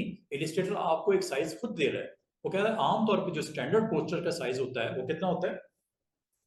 18 inch by 24 inch. 18 by 24 inch एक आमतौर पे जो पोस्टर का साइज होता है वो ये होता है। ये देखो कितना अच्छा सॉफ्टवेयर है, आपको बने बनाए टेम्पलेट्स दे रहा है। आपके लिए वो एक ऑफर कर रहा है कि आपने पोस्टर बनाना है या कोई पोस्ट कार्ड बनाना है। पोस्ट कार्ड बनाना है तो जनाब ये वाली ऑप्शन है, पोस्टर बनाना है ये सेकंड वाली ऑप्शन है। और भी आपको डिफरेंट डिफरेंट साइजेस ये नजर आ रहे होंगे। आप अकॉर्डिंग टू योर रिक्वायरमेंट यहां से अपने उस साइज को क्लिक करोगे, और क्लिक करने के बाद just you need to create, you need to create. हाँ, ये पोस्टर जो है, बाल का स्टूडेंट कहते हैं सर पोस्टर ये कोई इस तरह लगेगा, इसको समझ लो 18 इंच ये सॉरी 18 इंच विड्थ और 24 इंच टॉल। बाल काल कहते हैं सर ये पोस्टर क्या हम इसकी बजाय, ये पोर्ट्रेट कहलाता है वर्जन ओरिएंटेशन में, ये लैंडस्केप होता है, क्या करेगा? अब विड्थ आपकी 24 हो जाएगी। पहले विड्थ कितनी है? 18। अब कितनी हो जाएगी पोस्टर की? 24। और हाइट पहले 24 थी, अब कितनी हो जाएगी? 18। ये कैसे होता है? ये स्विच करते हैं यहां से ओरिएंटेशन, देख रहे हो? स्वैप किया उसने वैल्यूज को, ये देखो। अगर आपने पोस्टर बनाना है 24 inch toll, sorry wide and 18 inch toll, go with orientation, ये सेकंड बटन, ये वाला। इसका मतलब साइज यहां से डिसाइड करना है। इसका मतलब आमतौर पे जब आर्ट बोर्ड जिसके ऊपर आप अपने पोस्टर को रेडी करोगे, आप अपने कंटेंट को रेडी करोगे, उसकी कोई ना कोई विड्थ हाइट बतानी पड़ेगी कि नहीं, पहला तो ये बताना है। दूसरा, यूनिट ऑफ मेजरमेंट, किस में आप कंफर्टेबल हो। अगर मैं आपको कहूं इसी को फुट्स में देखना हो, फीट्स में देखना हो, क्या मालूम हो जाएगा? 24 इंच में वैसे कितने होते हैं? 2 होंगे ना, 2 फुट। और 18 इंच में कितने होंगे? 1.5। ये लो, कैसे ही है। एक ऐसा पोस्टर है जिसकी चौड़ाई कितनी है? 2 फुट, और लंबाई कितनी है? 1.5 फुट। अगर आप स्वैप करोगे तो यहां स्वैप करके देख लो, ये लो। अब पोस्टर इस तरह नहीं होगा, पोस्टर अब इस तरह आप निकालोगे। आप अपना कंटेंट, जो भी आपका इवेंट आ रहा है, कोई मूवी पोस्टर बनाना है, तो आप पोस्टर, मैं आपको ये भी कहूंगा, और आने वाले दिनों में, अगले वीक में मैं आपको इनकरेज करूंगा, बल्कि दिखाऊंगा भी, कुछ मूवी पोस्टर एक आध बनाएंगे, ठीक है। हम प्रैक्टिस में ना, लैब में एक आध खुद अटेम्प्ट करूंगा, फिर आपको कहूंगा मूवी पोस्टर बनाओ, ठीक है। कोई भी मॉडल्स ले लो, कोई भी एक्ट्रेस ले लो, और एक अच्छा सा मूवी पोस्टर जिसके इनसाइड कोई अच्छा सा टाइटल, अच्छा सा फॉन्ट, अच्छी सी ग्राउंड, अच्छे से कलर्स, और उसके ऊपर आमतौर पे पोस्टर की बेसिक रिक्वायरमेंट क्या क्या होती है, पोस्टर पे क्या क्या होता है, क्या क्या होता है वैसे पोस्टर पे, मूवी पोस्टर पे? रिलीज डेट होती है, वेरी गुड। टाइटल वगैरह उसका होता है, और उससे रेलेवेंट, टाइटल से रेलेवेंट जो करेक्टर्स हैं। और मेन कैरेक्टर को, ये नहीं होता कि उसमें 1 सेकंड का कोई कैरेक्टर है उसको बिग फेस लगा दिया और जो मेन हीरो है पीछे साइड में, ऐसा नहीं होता। जो प्रोमिनेंट कैरेक्टर्स होते हैं उसको हाईलाइट करते हैं, ठीक है। तो वो आप उसको सेंटर सेंटर फोकस भी करते हैं, सेंटर स्टेज पे भी लाते हैं। जो आपके कैरेक्टर एक्टर हैं साइड पे, जो छोटे मोटे हैं, हाँ नाम बहुत बड़ा है, उसको साइड पे कहीं लगा दो, लगाना है तो पोस्टर की बेसिक जो रिक्वायरमेंट्स होती हैं मूवी पोस्टर की, अगले हफ्ते में मुझे आप याद करवाना कि हम आते ही ना मूवी पोस्टर पे काम करेंगे, तो मूवी पोस्टर बनाने की कोशिश करेंगे। पहले मैं आपसे शेयर करूंगा, बहुत सारा आपको कंटेंट मिल जाएगा मूवी पोस्टर्स का। आपको जस्ट एक तरह से वो एक डिजाइन को आपसे शेयर किया जाएगा, ताकि आपके अंदर वो स्किल्स को, मैं कोशिश करूंगा, देखो नकल स्टार्ट में करना कोई बुरी बात नहीं है। हाँ, नकल करने से अगर अकल आ जाए इंसान को, सीख ले फॉलो करते हुए, फिर अपना भी क्रिएटिव माइंड यूज करते हुए वो इस्तेमाल करके, स्टार्ट में नहीं समझ आती, स्टार्ट में नहीं समझ आती। स्टार्ट में अगर मैं आपको कहूं एक चीज की नकल करो, तो भी आपको बड़ी मुश्किल लगेगी, लेकिन नकल करते करते हो सकता है एक टाइम आए कि नकल से पढ़ के आपका असल जो है वो जबरदस्त किस्म का डिजाइन सामने आ जाए, ठीक है। लेकिन आपको ये पहली दफा ही, वो आपने एक प्रोफेशनल डिजाइन ने पता नहीं कितने सालों से वो बेचारा बना रहा है, आपको मैंने पहले टाइम पे उससे जबरदस्त बना दिया, कहना बड़ा आसान है कि बन गया, होता नहीं है इस तरह। तो आप जब तक उसको दोबारा से, पहले तो उसकी नकल करो, फिर उसको अपना वर्जन दो, रिक्रिएट करके देखो, डिफरेंट कलर्स दो, डिफरेंट इमेजेस लगाओ, डिफरेंट उसके डायमेंशन दो, ईच एंड एवरीथिंग को फिक्स करो। तो कोई दूरी की बात नहीं है, देरी की बात नहीं कि वो उससे अच्छा बढ़ के बन सकता है, ठीक है। तो हम इंशाल्लाह अगले हफ्ते में ना मूवी पोस्टर पे जाएंगे, बिग कंटेंट डेवलप करेंगे, जिस तरह का ये पोस्ट कार्ड है, ठीक है, या पोस्टर है, इस साइज का कोई कंटेंट अपना डेवलप करेंगे, और जिसमें जो बेसिक इंग्रेडिएंट्स होते हैं, जिस तरह हमारी यहाँ पे मिस बैठी हैं, उन्होंने बताया सर ये भी होता है, ये भी होता है, ये भी होता है, तो देख लेंगे क्या क्या होता है, जो मेन उसके पार्ट्स होते हैं मूवी के, वो क्या क्या होते हैं। और आपको मैं फिर एआई के लिए रेकमेंड करूंगा, एआई की तरफ जाओ। एआई आपको पोस्टर बनाने में बहुत जबरदस्त हेल्प करता है।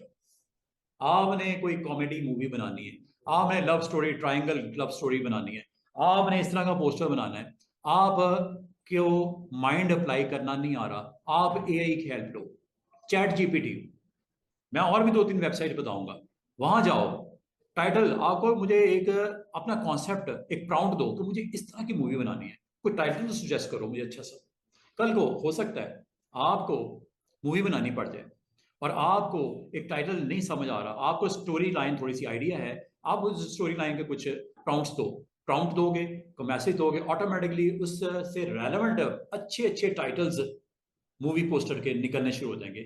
और उसमें आप अगर कहोगे ये टाइटल है, ये इसका थोड़ा सा करेक्टर्स हैं, इसके रेलेवेंट करेक्टर्स के नाम भी मुझे बता दो, सजेस्ट करो मुझे करेक्टर का नाम क्या होना चाहिए, इसका करेक्टर का नाम क्या होना चाहिए, इस करेक्टर का नाम क्या होना चाहिए, इसकी स्टोरी लाइन की हिंट दो, इससे रेलेवेंट पूरा पूरा स्क्रिप्ट डेवलप करके वो 3-4 स्क्रिप्ट भी आपको बना के दे देगा। कल को अगर आप मूवी या ड्रामा आप प्ले बनाना चाहो तो आपको चैट जीपीटी इस हद तक इंटेलिजेंट है, इसकी इतनी बड़ी डाटाबेस है कि वो आपको सारी की सारी चीजें उससे रेलेवेंट आपको बताना शुरू कर देगा। तो मैं अगर आपको कहूँ पोस्टर बनाना है और पोस्टर के अंदर मुझे कंटेंट नहीं मिल रहा, मेरा माइंड नहीं अप्लाई हो रहा, तो आप उसको चैट जीपीटी से ये सारी इसको इंशाल्लाह अटेम्प्ट करेंगे हम अगले वीक में। अभी हम बेसिक तो स्टार्ट करें ना, कम से कम हमें कुछ तो पता हो एनवायरनमेंट के बारे में। तो आज एनवायरनमेंट को देखते हैं। आज मैं कोई नहीं कह रहा कि इनमें से ये साइज पे चले जाओ, ये साइज पे चले जाओ। मैं आपको सिंपल ये कह रहा हूँ कि आज हम एक नया डॉक्यूमेंट क्रिएट करेंगे, लेटर साइज उसका रख लेते हैं, या अगर आप कहते हो तो हम आने वाले तकरीबन हमारे पास 1 घंटा है, मैं आपको कार्ड का बैक एंड फ्रंट बना देते हैं, कुछ भी नहीं करते, कार्ड का बैक एंड फ्रंट बना देते हैं। और उसमें जो कंटेंट जो सपोर्टिंग में आपको आमतौर पे कार्ड के ऊपर क्या होता है उसके बारे में आपको बेसिक्स आइडिया दे देता हूँ। और अगर आपको यहाँ पे कार्ड का साइज अवेलेबल नहीं है तो मुझे जब मैंने देखा, मुझे कार्ड का साइज यहाँ तो नहीं, कॉरल में मिलता है। कॉरल ड्रॉ में बिजनेस कार्ड का साइज 3 चौड़ाई और लंबाई 2 इंच आपको बता देता है। इसमें ऐसा सच कोई नजर नहीं आ रहा।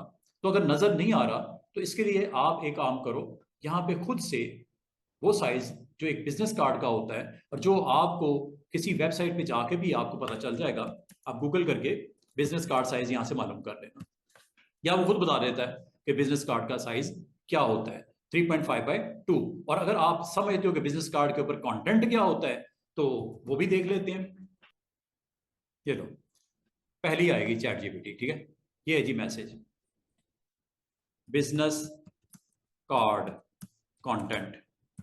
भाई बाज का स्टूडेंट कहते हैं सर मुझे पता ही नहीं कि बिजनेस कार्ड में क्या होता है, हालांकि सबको पता है कि बिजनेस कार्ड में क्या होता है। एक लोगो होता है, कंपनी का नाम होता है, ये तो 2 चीजें कंफर्म होती हैं। तीसरा आपका नाम होता है, आपकी डेजिग्नेशन होती है, ये भी चीज कंफर्म होती है।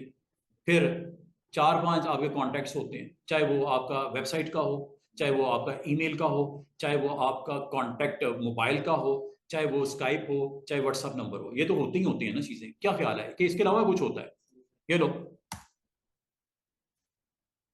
तो अगर आपको नहीं मिल रहा, बिल्कुल माइंड हमारा बिल्कुल बंद हुआ है, समझ ही नहीं आ रही, तो आप ऐसी वेबसाइट्स के ऊपर जाओ जहां पे आपको वो हेल्प कर दे।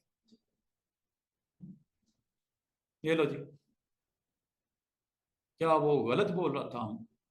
क्या नेम और टाइटल नहीं होता कंपनी का आपका, बल्कि ठीक है आपका नाम वगैरह, आपका जॉब पोजीशन क्या है, यही होता है ना एक चीज इंपॉर्टेंट। भाई आप अगर गए हो, आपने खर्चा किया कार्ड के ऊपर, तो आपका नाम तो होगा ना उस पर। अब जिस जिस कंपनी में काम कर रहे हो वो लोगो के साथ कंपनी नेम विद लोगो। और लोगो क्या होता है, अगर आपसे पूछे लोगो क्या होता है, आपको आपकी कंपनी का small version of your representation of your company, branding purpose के लिए, ब्रांडिंग पर्पस के लिए। आपको पता है ना केएफसी का लोगो एक ब्रांड बन गया है, मशहूर हो गया है। शेल का लोगो मशहूर हो गया है, कहीं भी लगाओ आपको पता है कि यहाँ पे फ्यूलिंग और यहाँ पे हम कर सकते हैं। रिजॉर्ट का लोगो इस तरह का, आप ये मैकडोनल्ड का लोगो, ठीक है, ये चीजियस का लोगो आजकल बड़ा फेमस है। तो दूर से पता चल जाता है बच्चे को भी बूढ़े को भी, फूड पॉइंट आ गया। चलो फिर उसके ऊपर कार्ड के ऊपर तीसरी चीज क्या इंपॉर्टेंट होती है स्टूडेंट्स? यही होती है, कुछ और होता है? सबसे पहले हमारी कोशिश होती है, अगर फोन हमारे पास है, मोबाइल है, उससे रब्ता करें। फोन पे करोगे नहीं, अगर कोई फॉर्मल आपका उसमें कम्युनिकेशन करनी है आपस में, आप ईमेल करोगे। और अगर आप उसकी कंपनी की कोई वेबसाइट है उसको देखना हो कि क्या सर्विसेज देते हैं, क्या प्रोडक्ट्स हैं, क्या डिटेल है, तो आप उसकी यूआरएल पे जाओगे। और अगर आपने रीच में है, पास है, या जा सकते हो, या आप जाना चाह रहे हो, मिलना चाह रहे हो पर्सनली, फिजिकल एड्रेस भी देना पड़ता है। और इसके अलावा आपके सोशल मीडिया हैंडल्स दिए जाते हैं, प्लेटफॉर्म जिसके थ्रू आपके साथ कनेक्ट हो जाए, लिंक्डइन, ट्विटर, इंस्टा वगैरह, यूट्यूब वगैरह वगैरह वगैरह। फिर आप जिस कंपनी में काम कर रहे हो उसकी कोई टैगलाइन होगी, a brief memorable phrase that communicate the essence of your business. करता क्या है ये बिजनेस, किस चीज का है, वन लाइन टैगलाइन। पता होना चाहिए बिजनेस। और आमतौर पे आजकल क्यूआर कोड भी होता है, आपको पता है? ये क्यूआर कोड आमतौर पे आपने कार्ड्स के ऊपर देखा होगा, मैगजीन्स के ऊपर देखा होगा, न्यूज़पेपर पे देखा होगा, टीवी के ऊपर डिफरेंट प्रोग्राम्स में देखा होगा, क्यूआर कोड आता है। और क्यूआर कोड आपको लीड करता है, किस तरफ लेके जाता है? उस कंपनी की वेबसाइट पे। आपका पोर्टफोलियो है, आपका डिजिटल बिजनेस कार्ड अगर बना हुआ है जिसमें डिटेल पड़ी हुई है, आपने कुछ भी नहीं रखा, आपने कंपनी का नाम दे दिया बस, बाकी जब स्कैन किया पूरी इंफॉर्मेशन डिजिटल कार्ड आपके सामने आ गया, आपके मोबाइल स्क्रीन के ऊपर। सब पॉसिबल है। यहाँ बड़ा लिमिटेड सा आपने अपना इंट्रो दिया हुआ है, डिटेल देखनी है आपके बारे में, आपकी वेबसाइट पे जंप करना है तो क्यूआर कोड को स्कैन करो। हर किसी के पास ये क्यूआर कोड का छोटा सा सॉफ्टवेयर मोबाइल पे होता है। आप जस्ट क्यूआर कोड को सामने लाते हो, मैगजीन पे हो चाहे बिजनेस कार्ड पे हो, स्कैन करते हो, सारी इंफॉर्मेशन आपकी मोबाइल स्क्रीन के ऊपर आ जाती है। तो ये भी जरूरी होता है कार्ड के ऊपर, इसकी भी प्रेजेंस आजकल के दौर में। डिजिटल आपका बिजनेस कार्ड आपको इसके थ्रू आप इसको प्रेजेंट कर सकते हो, बना सकते हो। ये क्यूआर कोड किस तरह बनता है? कोरल में बनता है। या अगर आपको सर फोटोशॉप में बनता है, नो। क्या इलस्ट्रेटर में बनता है? नो। कोरल में फैसिलिटी है, ऑप्शन है, वहां बना सकते हो। या आपको सर एडोबी की कोई प्रोडक्ट है जिसमें बिजनेस कार्ड बनता है, यस। प्रोडक्ट का नाम क्या है? इन डिजाइन। इन डिजाइन में business card, sorry QR code बना सकते हो। बिजनेस कार्ड मेरे जैसे क्यूआर कोड बनाने के लिए आपके पास एडोबी ने एक सॉफ्टवेयर दिया है इन डिजाइन का, वहां से आप जनरेट कर लो, या कॉरल में जाके कर लो, कॉरल में तो हो ही जाता है। अच्छा, इसके अलावा कार्ड के ऊपर क्या होना चाहिए? क्या ये सिंपल ये इंफॉर्मेशन ही काफी है, या उसके ऊपर कोई कलर वलर होने चाहिए? फॉन्ट्स की सिलेक्शन अच्छी होनी चाहिए, लेआउट अच्छा बना हो, अट्रैक्टिव हो, फिर आपको कार्ड को पसंद किया जाता है। वरना कार्ड अगर उसकी लुक ही बड़ी जबरदस्त किस्म की है, बड़े जबरदस्त किस्म के फॉन्ट यूज किए हुए, हर चीज की विजिबिलिटी जबरदस्त है, कलर का कॉम्बिनेशन बड़ा कॉम्बो बड़ा जबरदस्त यूज किया, तो कार्ड देखने को भी दिल करता है कि यार कार्ड बड़ा जबरदस्त, डिजाइन बड़ा जबरदस्त है, फिर वो पढ़ ही लेगा कुछ ना कुछ जो भी है। तो इसका मतलब है design elements very important. Design element का मतलब होता है कलर। डिजाइन एलिमेंट नंबर 2 का मतलब होता है फॉन्ट। ये मैंने अभी आपको एलिमेंट्स और डिजाइन पढ़ाने की कोशिश की थी, वेबसाइट पे गया था, मैंने कहा था 7 या 11 एलिमेंट्स होते हैं डिजाइनिंग में जिसकी केयर करनी चाहिए। उसके बगैर, उसकी प्रेजेंस के बगैर डिजाइन अधूरा है, डिजाइन नामुकम्मल है। डिजाइन में आप बिल्कुल आप प्रोफेशनल टच देना चाह रहे हो, खूबसूरत बनाना चाह रहे हो, तो आपको फोकस करना पड़ेगा कलर के ऊपर, ब्रांड कलर। नंबर 2, फॉन्ट्स ऐसे हों, इजी टू रीड हो, और जो आपके ब्रांड के साथ कनेक्टेड हो। फॉन्ट आपको पता है, ये कोको कोला, कोको कोला का फॉन्ट देखा है? वो स्पेशल हैंड रिटन है, वो ब्रांड मार्क है, उसी तरह मिलता है। वो जब से पैदा हुआ है तब तक वो ऐसे ही है, कोको कोला, वो जैसे लिखता है। लेआउट बैलेंस होना चाहिए, क्लीन होना चाहिए डिजाइन। ये ना हो कि एक कार्ड बना हुआ है, एक ही तरफ सारी चीजें डाल दी, दूसरा खाली छोड़ दिया। बैलेंस होना चाहिए। ये बैलेंस क्या होता है? चाहे वो आपका एलिमेंट्स वाइज है, डिजाइन के अंदर बैलेंस क्या होता है, प्लस क्लीन क्या होता है। क्लीन का मतलब ये नहीं होता कि खाली ब्लैंक कार्ड, नो, इतना भी क्लीन नहीं चाहिए। ठीक है? स्पेसिंग, वाइट स्पेसिंग इसमें बड़ी इंपॉर्टेंट होती है। वाइट स्पेसिंग, वाइट स्पेसिंग क्या होती है? एक डिजाइन को आप पूरा का पूरा मैसअप नहीं कर देना, इतना उसको पॉपुलेट कर दो कि एक्चुअल ना कंपनी की नेम समझ आ रहा हो, ना आपका नाम कहीं ढूंढना पड़ रहा हो, ऐसे ऐसे यार कंपनी नेम पता नहीं किधर लिखा हो। हर चीज क्लीन होनी चाहिए। साइज, कलर मैटर करता है, और स्पेसिंग, वाइट स्पेसिंग मैटर करती है। ये ना हो कार्ड को भर दिया आपने, पता ही नहीं चल रहा कि कहना क्या चाह रहा है कार्ड के ऊपर। नीट एंड क्लीन होना चाहिए। वो मैं आपको कुछ डिजाइन भी दिखाऊंगा, आपको कहूंगा इसका मतलब था व्हाइट स्पेसिंग, और इसका मतलब था क्लीन डिजाइन, और इसका मतलब था बैलेंस डिजाइन। तो इसका मतलब है डिजाइन में आपको इस चीज को भी फोकस करना पड़ता है। डिजाइनिंग एलिमेंट इसने सिर्फ 3 डिस्कस किए हैं, ये काफी सारे हैं। इसको मजीद इंशाल्लाह मैं किसी रोज इसको मजीद ओपन करके आपको बता दूंगा। और अगर आप जानना चाह रहे हो कि डिजाइन एलिमेंट को एक्सप्लेन करो, नहीं समझ आएगी डिजाइनर फ्यूचर के, नहीं समझ आएगी,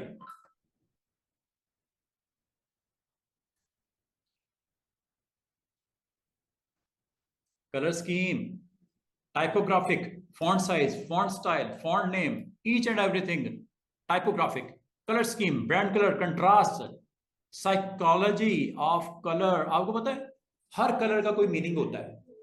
पता है आपको हर कलर का कोई मीनिंग होता है। ब्लू, ब्लू का क्या मतलब होता है? ट्रस्ट।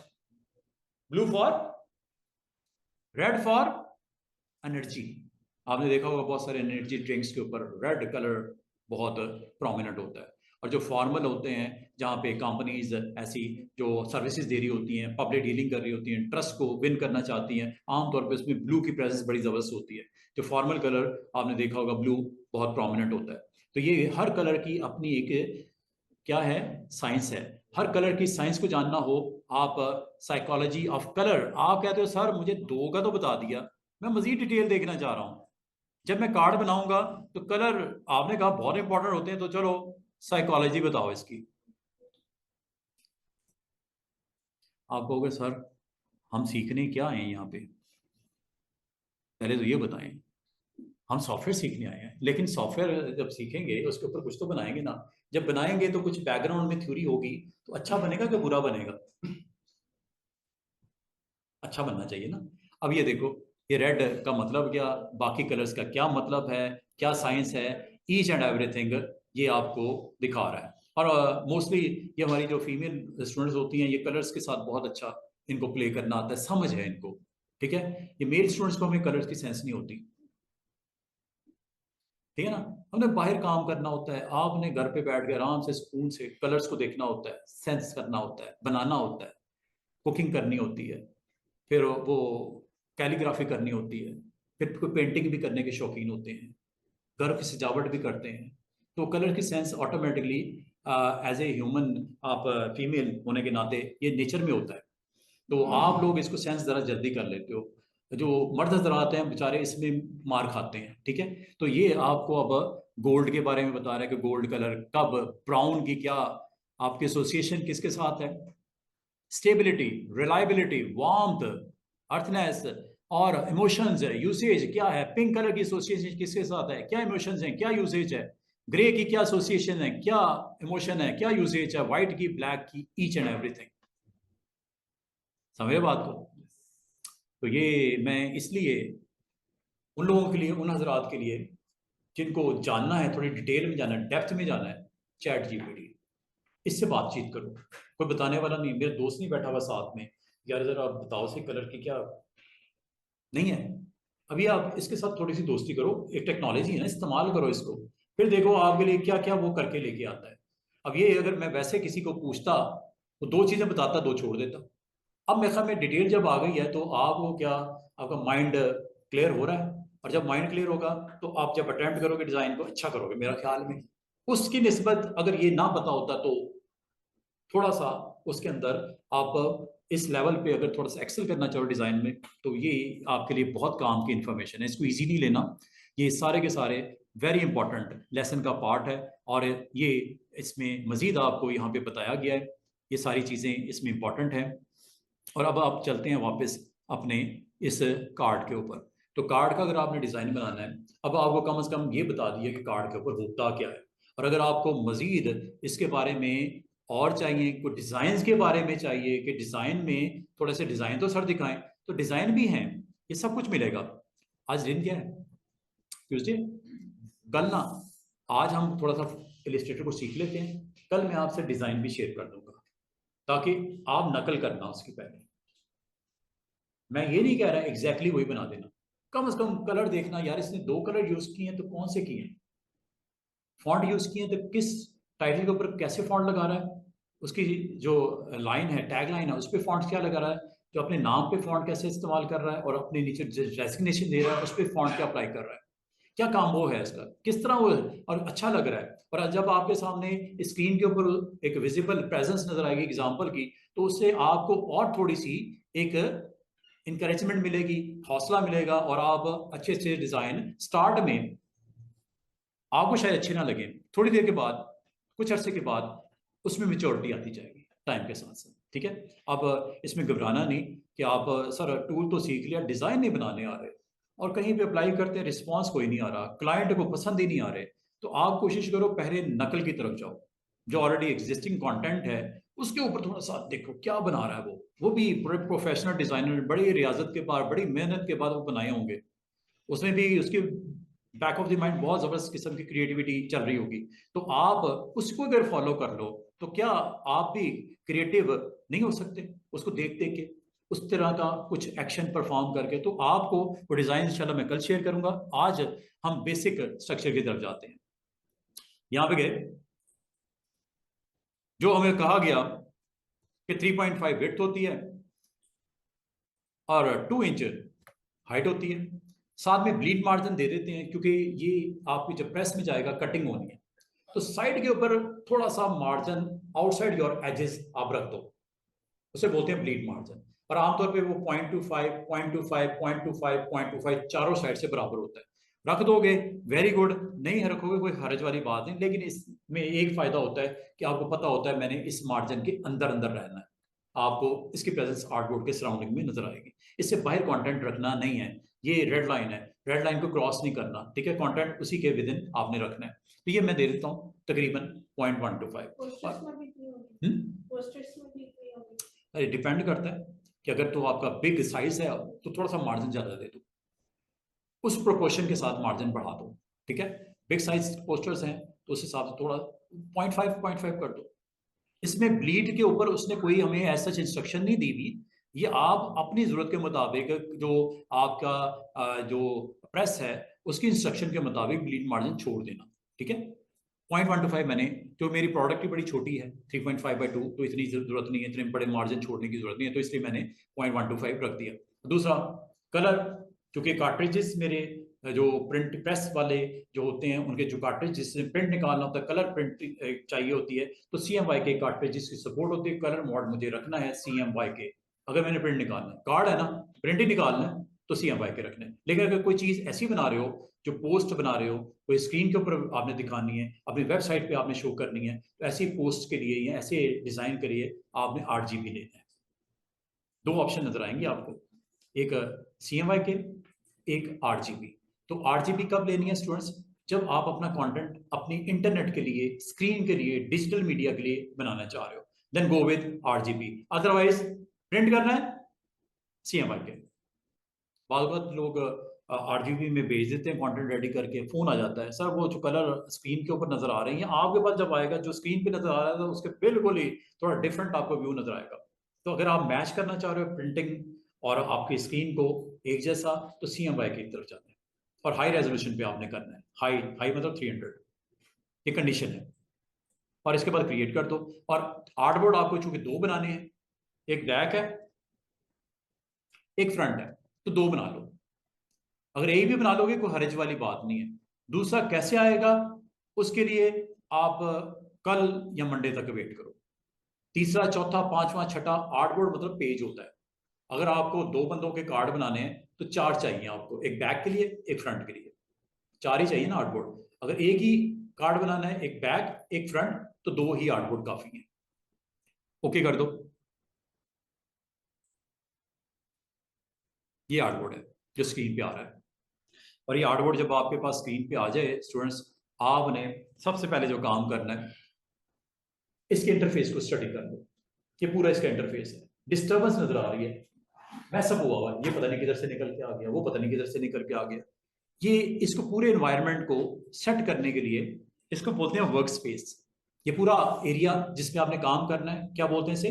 Work space. इस वर्क स्पेस के हालात खराब हैं इस वक्त, मतलब मैसअप हुआ हुआ है, गड़बड़ हुई हुई है। जब कभी इस तरह की गड़बड़ पाओ, आपने एक ही तरीका है इसको ठीक करने का, everything is back to normal. वो है विंडो मेन्यू में जाना है और ऑप्शन का नाम भी वही है जो नाम बोल रहा हूं इतनी देर से, वर्क स्पेस। और वर्क स्पेस में दो वर्जन मैं अभी आपको रेकमेंड करूंगा, एक है एसेंशियल, एक है एसेंशियल क्लासिक। अब आपको सर दोनों में फर्क क्या है? आपको मैं अभी ये कहूंगा आपने एसेंशियल क्लासिक ऑन करना है, नॉट एसेंशियल। क्या वजह है ये देख लो। एसेंशियल करता हूं, स्क्रीन के ऊपर देख रहे हो सब कुछ इधर उधर हुआ है, कुछ बड़ा neat and clean work space with presence of properties, layers, libraries, तीन टैब्स हैं ओपन, और कोई नहीं। ये मैं इधर उठा के ले आता हूं ताकि आप देख सको। ये देखो तीन मेन टैब्स नजर आ रहे हैं, properties, layers very important. Layer तो आपकी जान छोड़ेगा नहीं, चाहे वो इलिस्ट्रेटर हो, चाहे वो कॉरल हो, चाहे वो फोटोशॉप हो, लेयर के बगैर काम नहीं होना। ग्राफिक डिजाइनर के लिए layers are very important. Third इसमें भी नजर आ रहा है स्टूडेंट लाइब्रेरीज। अगर आपसे खुदा ना खास्ता क्रॉस हो जाए, अब आपका बिल्कुल सरफेस जो है हार्डबोर्ड से नजर आ रहे हैं, यहां ऊपर मेन्यू नजर आ रहा है, ऊपर वो मेन्यू नजर आ रहा है, file, edit, object, type, select, और सिर्फ ये दो आर्टबोर्ड नजर आ रहे हैं, बाकी कुछ भी नहीं है। तो आप बनाओगे किस तरह? आपके पास टूल्स ही नहीं है, आपके पास वो पैनल्स ही नहीं है जिससे ये सारी क्रिएटिविटी करनी थी आपने आर्टबोर्ड पे। अब ये किस तरह आएंगे वापस? अब इसको लाने का तरीका क्या है? आप विंडो मेन्यू में जाना है, अपनी वर्क स्पेस को जहां पे कुछ मिसिंग है उसको रिट्रीव करो, रीसेट करो। नीचे नजर आ रहा है कुछ रीसेट?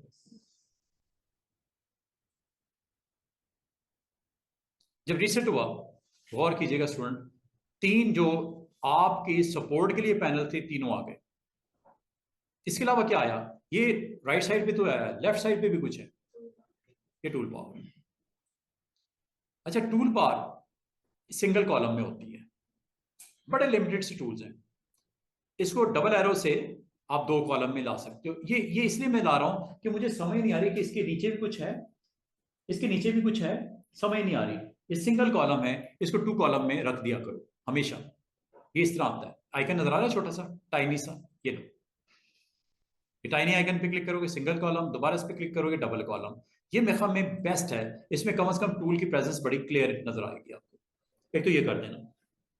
अच्छा, मैंने भी आपको थोड़ी देर पहले क्या बोला कि आपने वर्क स्पेस जो लोड करनी है बाय डिफॉल्ट, जब आप सीखने जाते हो ना, कहीं पे स्टार्ट करते हो अपना कैरियर इलिस्ट्रेटर के साथ, तो हम आमतौर पे उसको दो वर्क स्पेस के साथ कहते हैं काम करो स्टार्ट में।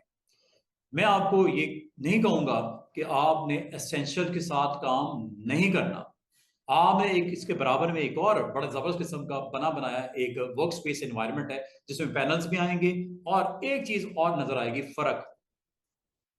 टूल बॉक्स को जरा गौर से देख लो, कितने टूल्स नजर आ रहे हैं जो मेन नजर आ रहे हैं? 1 2 3 4 5 6 7 8 9 10 11 12 13 14 15 16 टूल्स नजर आ रहे हैं।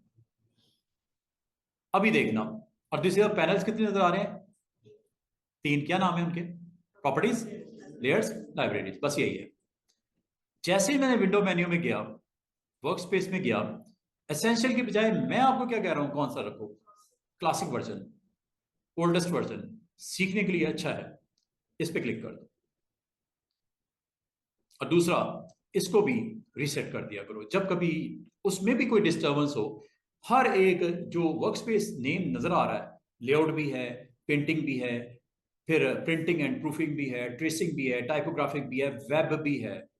एसेंशियल के अलावा ये कुछ 4 5 और भी वर्क स्पेसिस हैं। वर्क स्पेस असल में होती है collection of panels, placement and tool box, इनकी तरतीब को। अच्छा, ये तरतीब भी बाज़ अगर खराब होती है। एक चीज याद रखना, जो टूल बॉक्स होता है, अगर आप टूल बॉक्स पे गौर करो, क्या टूल बॉक्स थोड़ा बड़ा नहीं हो गया? ज्यादा नहीं आगे टूल्स? पहले कितने थे? 16, अब कितने हैं?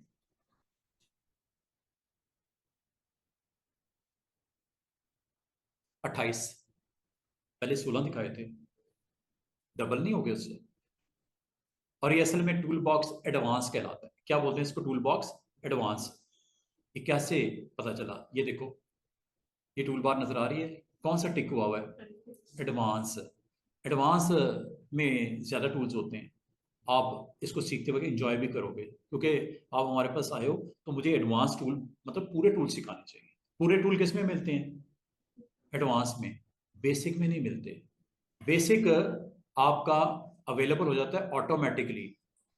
अच्छा, एक चीज तो ये होगी, क्लासिक और एसेंशियल में सिंपल फर्क क्या है? एक तो टूल बॉक्स का फर्क है। किसमें टूल ज्यादा अवेलेबल है, क्लासिक में या सिंपल एसेंशियल में? दो है ना, एक सिंपल एसेंशियल है, एक एसेंशियल क्लासिक है।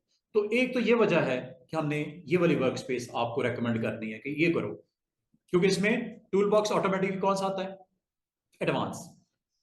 दूसरी चीज, वर्क स्पेस में अगर इसको भी रीसेट किया जाए, एक्चुअली ये होता है रीसेट करने से जो नॉर्मली एसेंशियल का बिहेवियर कुछ इस तरह का स्क्रीन पे आएगा। ये देखो,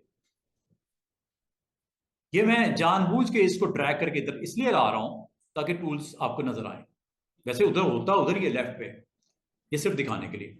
और दूसरी जो इंपॉर्टेंट चीज है, उसमें एसेंशियल में सिर्फ और सिर्फ 3 पैनल्स थे। कौन से याद होंगे? प्रॉपर्टीज, लाइब्रेरीज और एक और था शायद। इसमें कितने हैं? कितने हैं? नहीं, 2 नहीं है। किसने कहा 2 हैं? एक तो ये हो गया, 2 ये हो गया। ये कौन है? ये भी वही पैनल्स हैं। देखो, ये पता है पैनल का नाम क्या है? कलर। और कलर के साथ कलर गाइड भी है, अकेला नहीं है ये देखो, ये पैनल क्या नाम है इसका? Colour guide and colour. ये क्या है? Swatches, brushes, symbols. ये क्या है? ब्रशेस। ये क्या है? सिंबल्स। ये क्या है? Strokes, gradient, transparency. ये क्या है? वही ग्रेडियंट, ट्रांसपेरेंसी। ये अपीयरेंस, ये ग्राफिक स्टाइल। ये है बड़ा इंपॉर्टेंट, लेयर्स। ये लेयर्स बहुत इंपॉर्टेंट है, बाकी भी इंपॉर्टेंट है। तो बताने का मतलब ये है, आज के दिन के बाद आपको कहा जाए वर्क स्पेस कौन सी बेस्ट है लर्नर के लिए, सीखने के लिए, 2 वर्क स्पेस के नाम मैंने बोले हैं। एक है एसेंशियल्स, दूसरा है एसेंशियल क्लासिक। फर्क क्या है? पैनल्स का फर्क है, डिटेल का फर्क है। डिटेल सीखनी है पैनल्स के साथ प्लस टूल बार्स के साथ, उसे टूल बार बोलते हैं, ये पैनल्स होते हैं। इन दोनों का कॉम्बो अगर आप सीख लो तो इलस्ट्रेटर अच्छी आ जाएगी। सिर्फ यही नहीं, ऊपर मेन्यू भी है। जब सारी चीजें फिनिश हो जाएंगी, आपको सीखने का बेस्ट मौका मिलेगा और आपका सॉफ्टवेयर वाइज स्किल्स अच्छी हो जाएंगी इलस्ट्रेटर के अंदर। तो इसका मतलब यह है कि जो पैनल्स आपको दिख रहे हैं, जो कि इस वक्त काफी सारे हैं, पहले उसमें कितने? सिर्फ 3 थे। इसमें देखो कितने सारे हो गए, 1 2 3 4 5 6 7 8 9 10 11 12 13 14 15 15। आपको कहोगे सर ये सिर्फ इतने ही होते हैं और नहीं होते। अच्छा, इसको डबल आइकन पे क्लिक करो ना, इसका शॉर्टेस्ट वर्जन आ जाता है।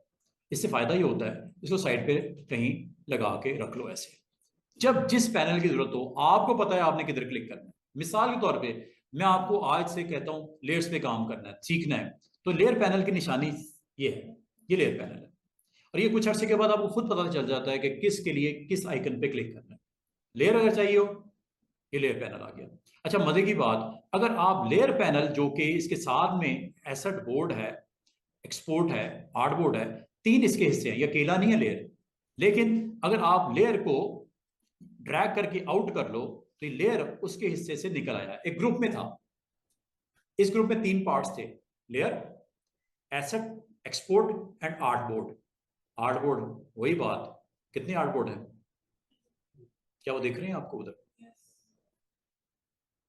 अगर 10 होंगे तो 20 होंगे तो अब आपको सर इसका फायदा क्या है? इसका फायदा अभी दिखाता हूं। ये देखो, जिस आर्ट बोर्ड पे काम करना है उस पर क्लिक करता हूं, सामने आया कि नहीं आया? पूरा फुल फ्लैश स्क्रीन के ऊपर। ये यहां से आप कंट्रोल नेविगेट करना आसान हो जाता है। आर्टबोर्ड नंबर 2 है, ये आर्टबोर्ड नंबर 1 है। दोनों आर्टबोर्ड आपके क्लिक करने पे आ जाते हैं सामने। इसलिए आर्टबोर्ड पैनल भी इंपॉर्टेंट है। सिर्फ मैंने अभी क्लिक किया है, सिर्फ क्लिक नहीं है, बहुत कुछ है। आर्टबोर्ड की ऑप्शंस हैं, ये देखो, इसको इंशाल्लाह डिस्कस करेंगे। सारी ऑप्शंस, कितनी विड्थ है, कितनी हाइट है, क्या ओरिएंटेशन देनी है, ये देख रहे हो। ये वही चीजें हैं जो थोड़ी देर पहले आपने सेट की थी। और ये कार्ड का बैक है या कार्ड का फ्रंट देना है? कार्ड का फ्रंट है। आर्टबोर्ड का नाम भी दे सकते हो, कार्ड फ्रंट। क्या ये उधर नजर आएगा अभी एंटर करने पे? वो देखो उधर, अभी मैंने एंटर नहीं किया, एंटर करूंगा तो वो जो ऊपर लिखा हुआ नाम उधर आ जाएगा। ये देखो, आर्टबोर्ड। और आर्टबोर्ड पे जब क्लिक करोगे, ये देखो यहां नाम चेंज हो गया ना, कार्ड फ्रंट। इसको अगर आप क्लिक करो, अगर आप क्लिक करो स्टूडेंट्स, अगर आप क्लिक करो, अच्छा क्लिक करने की पोजीशन भी है। यहां क्लिक करने से क्या होता है, नंबर पे डबल क्लिक या डबल क्लिक, सामने आ जाता है। अगर 100 आर्टबोर्ड होंगे, जिस आर्टबोर्ड के नंबर पे क्लिक करेंगे वो सामने आ जाएगा। हो रहा है कि नहीं हो रहा? ये देखो, इसका मतलब अगर कोई 20-25 कार्ड्स बन रहे हैं, जिस कार्ड पे जंप करना है और उसका बंदे का नाम लिख लो इधर, ये मिस्टर सलमान का कार्ड है, इधर लिख लो मिस्टर सलमान का। ये मिस क्या नाम है आपका? मिस सीरत का कार्ड है। इस तरह कार्ड के नाम लिख लो। कोई कंपनी आपको एक प्रोजेक्ट देती है कि हमारी कंपनी में 500 लोग काम करते हैं, 5 लोगों का कार्ड बना के भेज दो। इलिस्ट्रेटर में आपको डिटेल हम भेज देते हैं, डेजिग्नेशन उसका, कंपनी का लोगो शोगो ये वो, आप बस बना के हमें भेज दो। तो आप उसके लिए कोई 500 फाइलें नहीं बनाओगे, एक ही फाइल बनेगी कंपनी के नाम की बस। आर्टबोर्डों पे उनके कंटेंट हर एक का अपना अपना, भाई हर एक का ड्रेस अलग होगा, हर एक का अपना ईमेल होगा, अलग अलग एक सेम थोड़ी बनाना है। उनका डेजिग्नेशन, कोई क्लर्क है, कोई जूनियर क्लर्क है, कोई कंपाउंडर है, कोई द गार्ड है, कोई क्लर्क है, कोई सीईओ है, कोई मैनेजर है, अलग डेजिग्नेशन भी अलग अलग होंगे, रिस्पॉन्सिबिलिटीज भी अलग अलग होंगी। तो बात यह करने की कि आपके पास आर्टबोर्ड को नेविगेट करने के लिए आर्टबोर्ड टूल काम आएगा डबल क्लिक करने पे। यहां डबल क्लिक कर रहा हूं कुछ और हो रहा है, यहां डबल क्लिक कर रहा हूं कुछ और हो रहा है।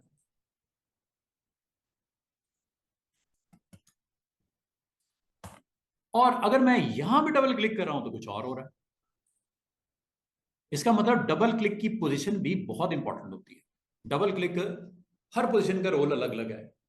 एक कार्ड को फ्रंट पे लाने के लिए, नेविगेट करने के लिए, एक उसके टाइटल को चेंज करने के लिए, एक उसकी ऑप्शन सामने लाने के लिए। इसका मतलब डबल क्लिक 3 डिफरेंट लेवल्स पे पोजीशन वाइज अलग अलग रिस्पॉन्स दे रहे हैं आपको। तो ये डिटेल है। इलिस्ट्रेटर बला है, बला बहुत बड़ी। इसको सीखने के लिए भी टाइम बहुत ज़्यादा चाहिए, सबसे ज़्यादा टाइम मुझे इस पे लगता है समझाने में, क्योंकि इसकी एक एक ऑप्शन को जब ओपन करते हैं ना, इतनी चीज़ें होती हैं, इतनी चीज़ें ख़त्म ही नहीं होती। तो बताने का मकसद है, अभी मैंने आपको ये बताया कि पैनल्स होते हैं। अब पैनल बाल का एक होता है, बाल का ग्रुप में होता है। अब ये किस ग्रुप का हिस्सा था? लेयर्स, एसेट, आर्ट एक्सपोर्ट और आर्टबोर्ड। इसका भी बड़ा जबरदस्त होता है। प्रिंट निकालना है हमें, 500 में से 3 आपके कार्ड सिर्फ रेडी हुए हैं। आप यहां से उसको बता सकते हो कौन से कार्ड को प्रिंट करना है, कौन सी को नहीं करना। एसेट, आर्टबोर्ड, ये लिखा हुआ ना, asset export, asset export, JPG बनानी है, पीएनजी बनानी है, एसेट एक्सपोर्ट।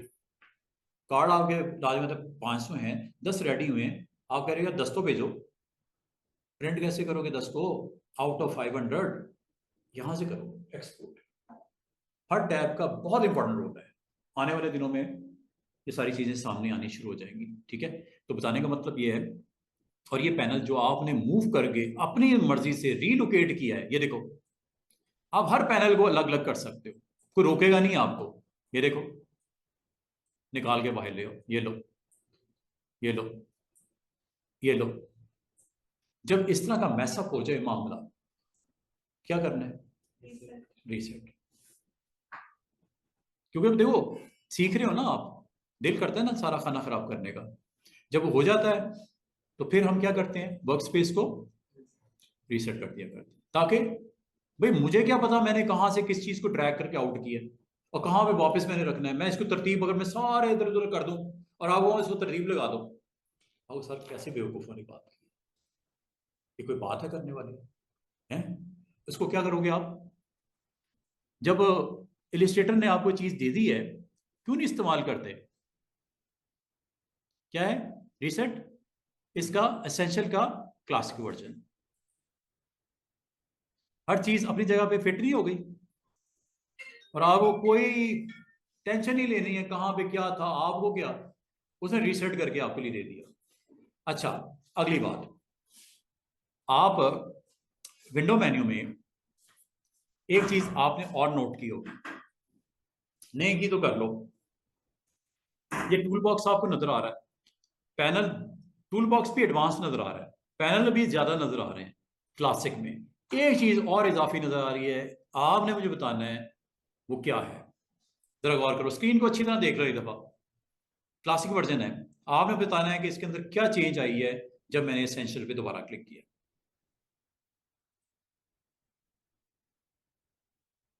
और इसको रीसेट किया।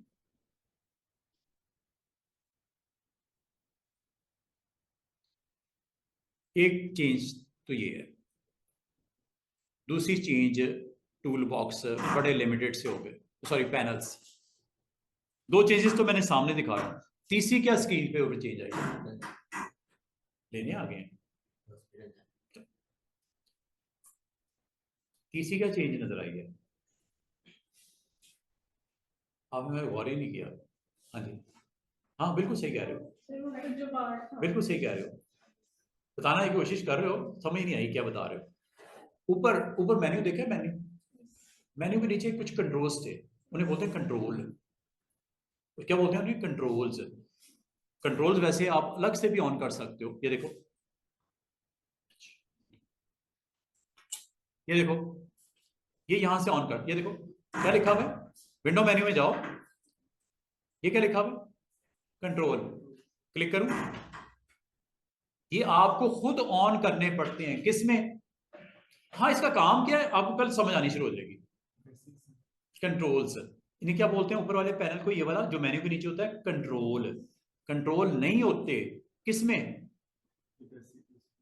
जब आप एसेंशियल के मोड में होते हो। रीसेट करता हूं, देखो फिर गायब हो जाएगा, क्योंकि नहीं इसका हिस्सा है ही नहीं, तो रहेगा भी नहीं। ये देखो, ये तो मैंने ऑन किया ना मैन्युअली। ये लो, तो क्या नहीं होता, एक तो पैनल शॉर्ट हो जाते हैं एसेंशियल में, टूल बॉक्स शॉर्ट हो जाती है एसेंशियल में, एक चीज और गायब हो जाती है। उसे क्या नाम दिया हमने आज? कंट्रोल। वो कंट्रोल के बगैर भी आपके लिए बहुत ही मुश्किल है काम करना। Control is very important. Properties होती हैं असल में वो, जो हर टूल के साथ कनेक्टेड होती है। ये टूल जो आपको नजर आ रहे हैं 15-16 या कल को 28 हो जाएंगे, इसके साथ कनेक्टेड प्रॉपर्टीज होती हैं ऊपर, कंट्रोल जिसे बोलते हैं। कंट्रोल आपके कंट्रोल करने के लिए उन डिफरेंट शेप्स को, उसके साथ प्रॉपर्टीज, असल में वो प्रॉपर्टीज होती हैं।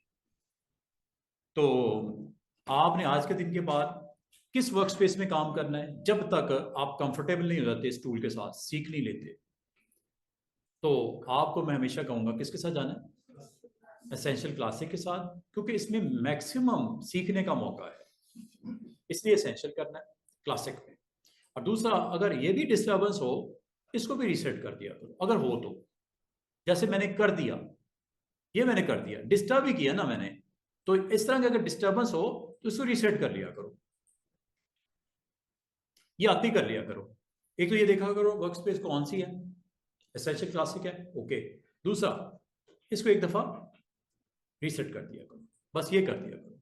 और उसके बाद टूल बॉक्स अगर आप कंफर्टेबल हो उधर ही रखा हुआ है, ठीक है। ये मैं इसलिए कर रहा हूँ कि मल्टीमीडिया में सपोर्ट नहीं कर रहा, आपको दिखा नहीं रहा, इसलिए आपको क्लैरिटी, ये थोड़ा सा मैं इधर इसलिए रख लेता हूँ, लेकिन इसकी असल पोजीशन उधर ही है। कहाँ? लेफ्ट साइड पे। पैनल की पोजीशन असल में क्या है? राइट साइड पे। ये ऐसे ही रखा करो।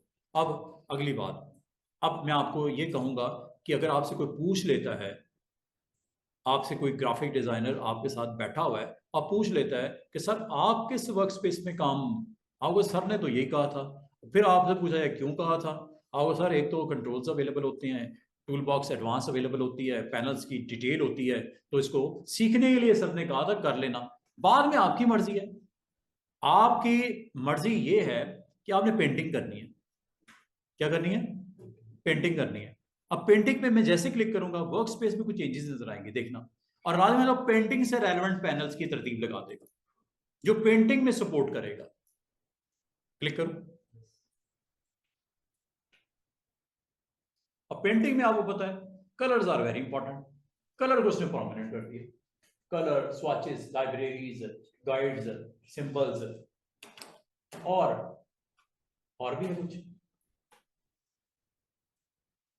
और इसमें जो और कुछ है वो ये कुछ है। पेंटिंग है ना, पेंटिंग में क्या ब्रश नहीं होगा? ब्रश के बगैर कभी देखिए पेंटिंग होते? ब्रश तो चाहिए ना, पेंट यू पेंटर जो आप, कलर्स होंगे पेंटिंग में, ब्रशेस होंगे, उसके बगैर कैसे पेंटिंग करोगे? तो पेंटिंग में ब्रश इज वेरी इंपॉर्टेंट, और ये ब्रश आपको ऑन करके दे देगा। और आप अगर इसके अलावा किसी पैनल में जाते हो, सॉरी वर्क स्पेस में जाते हो, आपने आपने डॉक्यूमेंट रेडी करना है, टाइपिंग का काम है, तो किस वर्क स्पेस को मैं रेकमेंड करूंगा? टाइपोग्राफी। देखते हैं इसमें क्या आता है। इसमें ज्यादातर आपको टाइपिंग से रेलेवेंट पैनल्स नजर आएंगे, खासतौर पे टॉप पे देखो क्या पैनल कहता है। करेक्टर, फॉन्ट शॉन्ट लगाना, स्टाइल देना, साइज देना, स्पेसिंग देना, ये सारी चीजें, फॉन्ट सेट करना, पैराग्राफ सेटिंग, ये पैराग्राफ से रेलेवेंट, ओवरले सेटिंग, ये सारी चीजें आपको किससे रेलेवेंट है? टाइपिंग। कंटेंट अगर टाइपिंग से रेलेवेंट आ जाए, ये आप यूज करो। अगर अगर आप वर्क स्पेस में किसी और कोई लेआउट रेडी करना है, कोई पेज बनाना है, लेआउट सेट करना है, लेआउट, ये लो। लेआउट में भी again text is important, layout इसके बगैर तो होगा नहीं। ट्रांसफॉर्मेशन की जरूरत पड़ेगी, वो भी है, और भी है, स्वाचेस, कलर वगैरह। तो एक्चुअली बताना मैं ये चाह रहा हूं कि वर्क स्पेस आपको अपने प्रोजेक्ट के हिसाब से इसको ऑन कर देना चाहिए। जिस तरह का काम आया उस तरह की वर्क स्पेस। अगर आप कहते हो कि सर क्या पॉसिबल है कि मैंने कोई इमेज मेरे पास पड़े हुए और मुझे कहा गया इस इमेज के अंदर ट्रेसिंग करनी है, कलर चेंज करने हैं, ऐसा प्रोजेक्ट आ गया जिसमें इमेजेस आ गए और आपको ट्रेसिंग रिक्वायर्ड है, नंबर ऑफ इमेजेस आ गए, क्लाइंट ने भेज दिए, सर इस इमेज में ये कलर सेट कर दें, इस इमेज में ये कलर कर दें, तो ये कैसे करोगे? आपके लिए एक बेहतरीन वर्क स्पेस है, इसका नाम है ट्रेसिंग। आ रही नजर कहीं? बिल्कुल, ट्रेसिंग। ये मैं आपको करके दिखाऊंगा ट्रेस कैसे होता है, ट्रेसिंग करके दिखाऊंगा। इमेज लेके आएंगे कुछ, उसको ट्रेस आउट करेंगे, उसके अंदर फिर काम वाम करके अपने प्रोजेक्ट में अपनी जरूरत के हिसाब से उसको चेंज करके अप्लाई करेंगे। तो इसका मतलब है अगर आप कोई वेब के ऊपर काम करना चाह रहे हो, वेबसाइट के ऊपर, ये वेब से रेलेवेंट है। ये देखो, अभी मैं आपको सीखने के लिए क्या कहूंगा, मैं आपको कहूंगा कि अभी आप कंफ्यूज हो गए, इतनी वर्क स्पेसेस हैं, और वर्क स्पेसेस में एक्चुअल होता क्या है?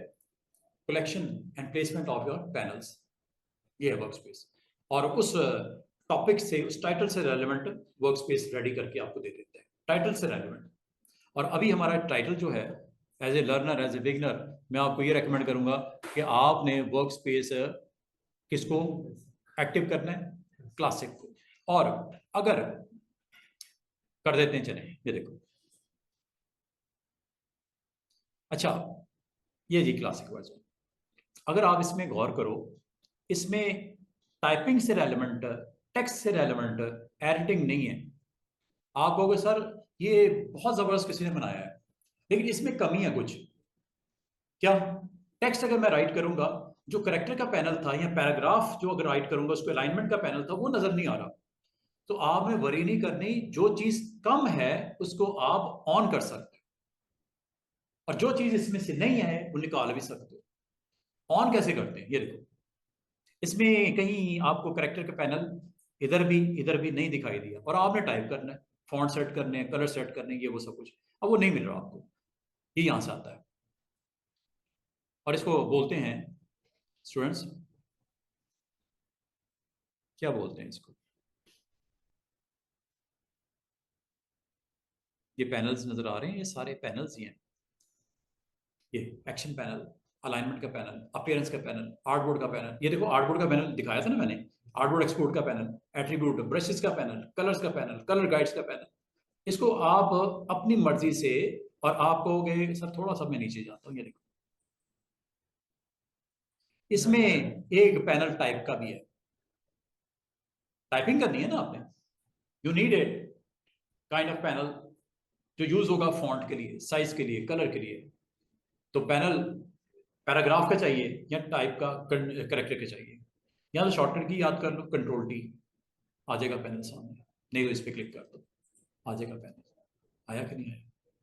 और ये पैनल जब आ जाए, इसको अगर आप यहीं रखना चाहो अलग से रख सकते हो, और इसका हिस्सा बनाना चाहो, यहाँ पे इसका हिस्सा बना सकते हो, ऐसे करके।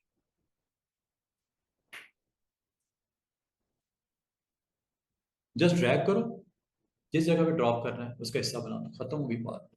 और अगर आप इसको रीसेट करोगे दोबारा से ये चला जाएगा। इसका मतलब जो पैनल बीच में से निकालना चाहो या रखना चाहो, आपको रोकेगा कोई नहीं, आप अपनी जरूरत के मुताबिक। अच्छा, एक चीज और, अब ये पैनल की जरूरत थी मिस्टर सलमान को। अगर मैं रीसेट करूंगा, आपको पता ना ये गायब हो जाएंगे तीनों। रीसेट, इनको क्या करना चाहिए? इनको अपने नाम की एक वर्कस्पेस बना देनी चाहिए, other than essential, essential classic, painting, web, जो भी है सलमान वर्कस्पेस बना देनी चाहिए, ताकि कल को अगर कोई रीसेट कर भी दे, ये दोबारा आके उसको क्लिक करके ऑन कर लें, ये सारी चीजें वापस से आएंगी। मैं खास तौर पे इनकी बात कर रहा हूं, ये क्लासिक एसेंशियल का पार्ट नहीं है। अगर मैं रीसेट करूंगा ये दोबारा से खत्म हो जाएंगे तीनों। लेकिन ये जरूरत किन की है? तो ये क्या करेंगे फिर, वर्कस्पेस में एक नई workspace other than previous available. Available workspace कितनी के हैं आपके पास? 1 2 3 4 5 6 7 8। आपने नहीं बनानी है। ये क्या लिखा हुआ है? क्लिक कर दो और यहां पे नाम दे दो।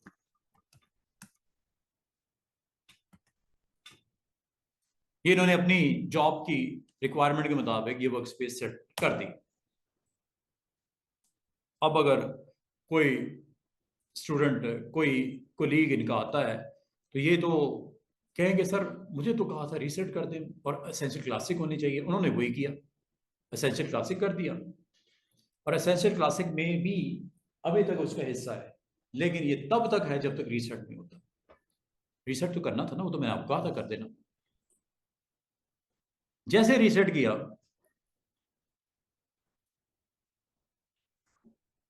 खत्म। अब इसका सोल्यूशन वो मैंने दे दिया हुआ है कि जब आपने अपनी मर्जी से तरतीब लगा दी है, उसको एक नाम के साथ सेव करना, बॉक्स स्पेस बना लो बस। अगर इनमें से कुछ निकाल के भी रखना है निकाल दो, फिर एक वर्क स्पेस बना दो, उसमें वो जो चीजें खत्म हो जाएंगी खत्म हो जाएंगी, जो ऐड करोगे वो ऐड हो जाएंगी।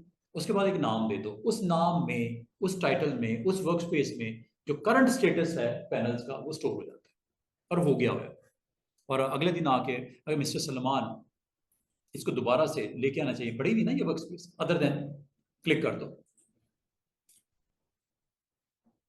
ये इन्होंने ऐड किया था, अगर ये निकाल के ऐड करते वो भी तो वैसे ही स्टोर हो जाता। ये तो उन्हें सिर्फ ऐड किया, अगर इनको रिमूव भी कर देना था बीच में से, 2 दिन नहीं चाहिए थे निकाल देते। और फिर मिस्टर सलमान जब रिकॉल करते, रीसेट करते, तो ये आते और वो निकले होते। ये तो निकाला मैंने कुछ नहीं था, मैंने ऐड किया था। आप रिमूव भी कर सकते थे, फिर वर्क स्पेस आप रख लेते। और अगर आप इस वर्क स्पेस को मैनेज करना चाहो, मतलब वर्क स्पेस को मैनेज करना चाहो, ये यहां से कर लेना। मैनेज का मतलब क्या होता है? 2 दिन लोग डिफरेंट वर्क स्पेस बना के बैठे हुए, मिस्टर तलहा ने अपनी वर्क स्पेस बनाई हुई है, मिस एमन ने अपनी वर्क स्पेस बनाई हुई है, 3 वर्क स्पेसिस पड़ी हुई हैं। अगर आप में से कोई छोड़ के चला जाता है तो उसका फिर वर्क स्पेस का यहाँ होने का क्या फायदा? डिलीट कर दो, हो जाएगी डिलीट। या इसकी कॉपी मिस एमन कहती है सर सेम यही वर्क स्पेस की कॉपी मुझे दे दें, ये लो।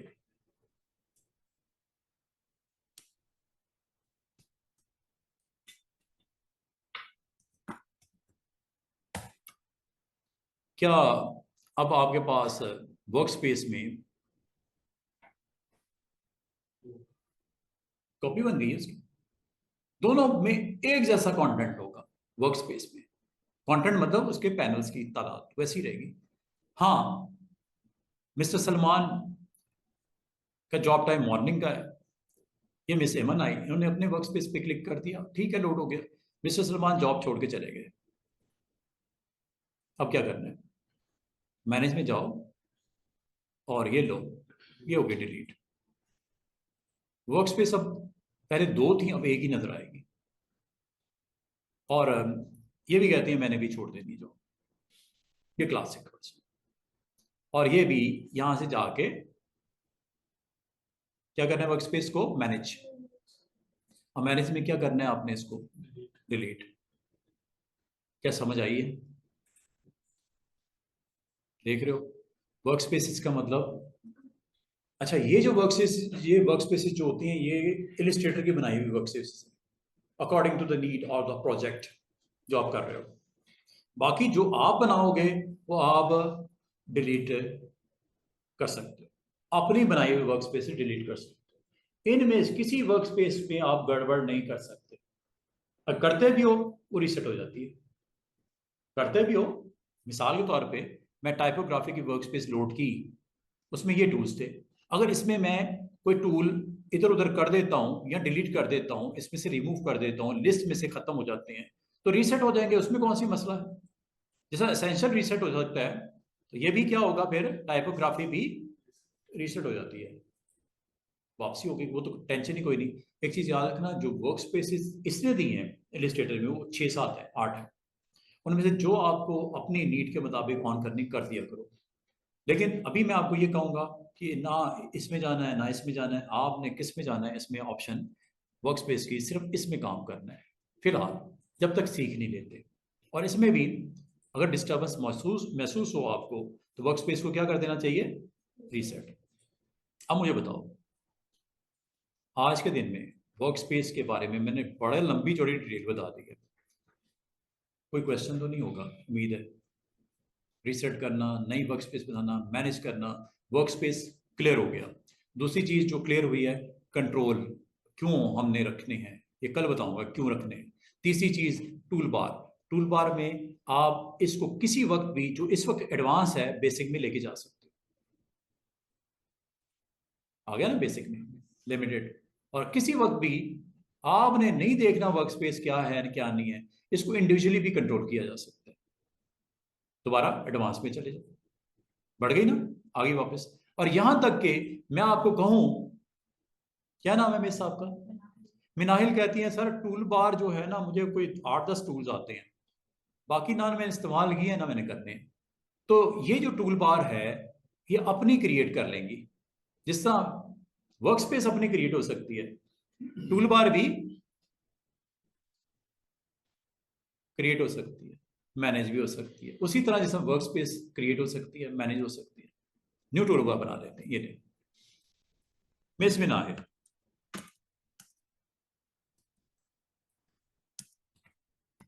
ये नहीं। इससे आप भी बना लो, आप भी बना लो, अपनी अपनी बना के रख लो। और इसमें आप कहोगे सर इसमें टूल्स कैसे जाएंगे, ये तो खाली है, ये देख रहे हो ऊपर, ये ब्लैक है, ये मिस नाहिल की टूल बॉक्स है, ये नजर आ रहा है 3 डॉट्स, यहां से ऐड करवा लो, लॉन्ग क्लिक करो, क्या क्या टूल रखने बताओ। कल मैंने स्टार्ट करवाना पहला टूल, टूल का नाम है सिलेक्शन टूल। इसके बगैर काम, काम तो वैसे सारे टूल के बगैर, किसी के बगैर काम नहीं होता। ये टूल मैंने यहाँ उठा के ड्रैग करके इसमें डाल दिया। और मैं कल करवाऊंगा, ये मैं चले बेसिक बेसिक टूल्स कल इसको स्टडी करेंगे। जैसे जैसे मुझे टाइपिंग करनी है, टाइप टूल आ गया। जैसे मुझे कुछ शेप्स बनानी है, या मुझे जूम टूल यूज करना है,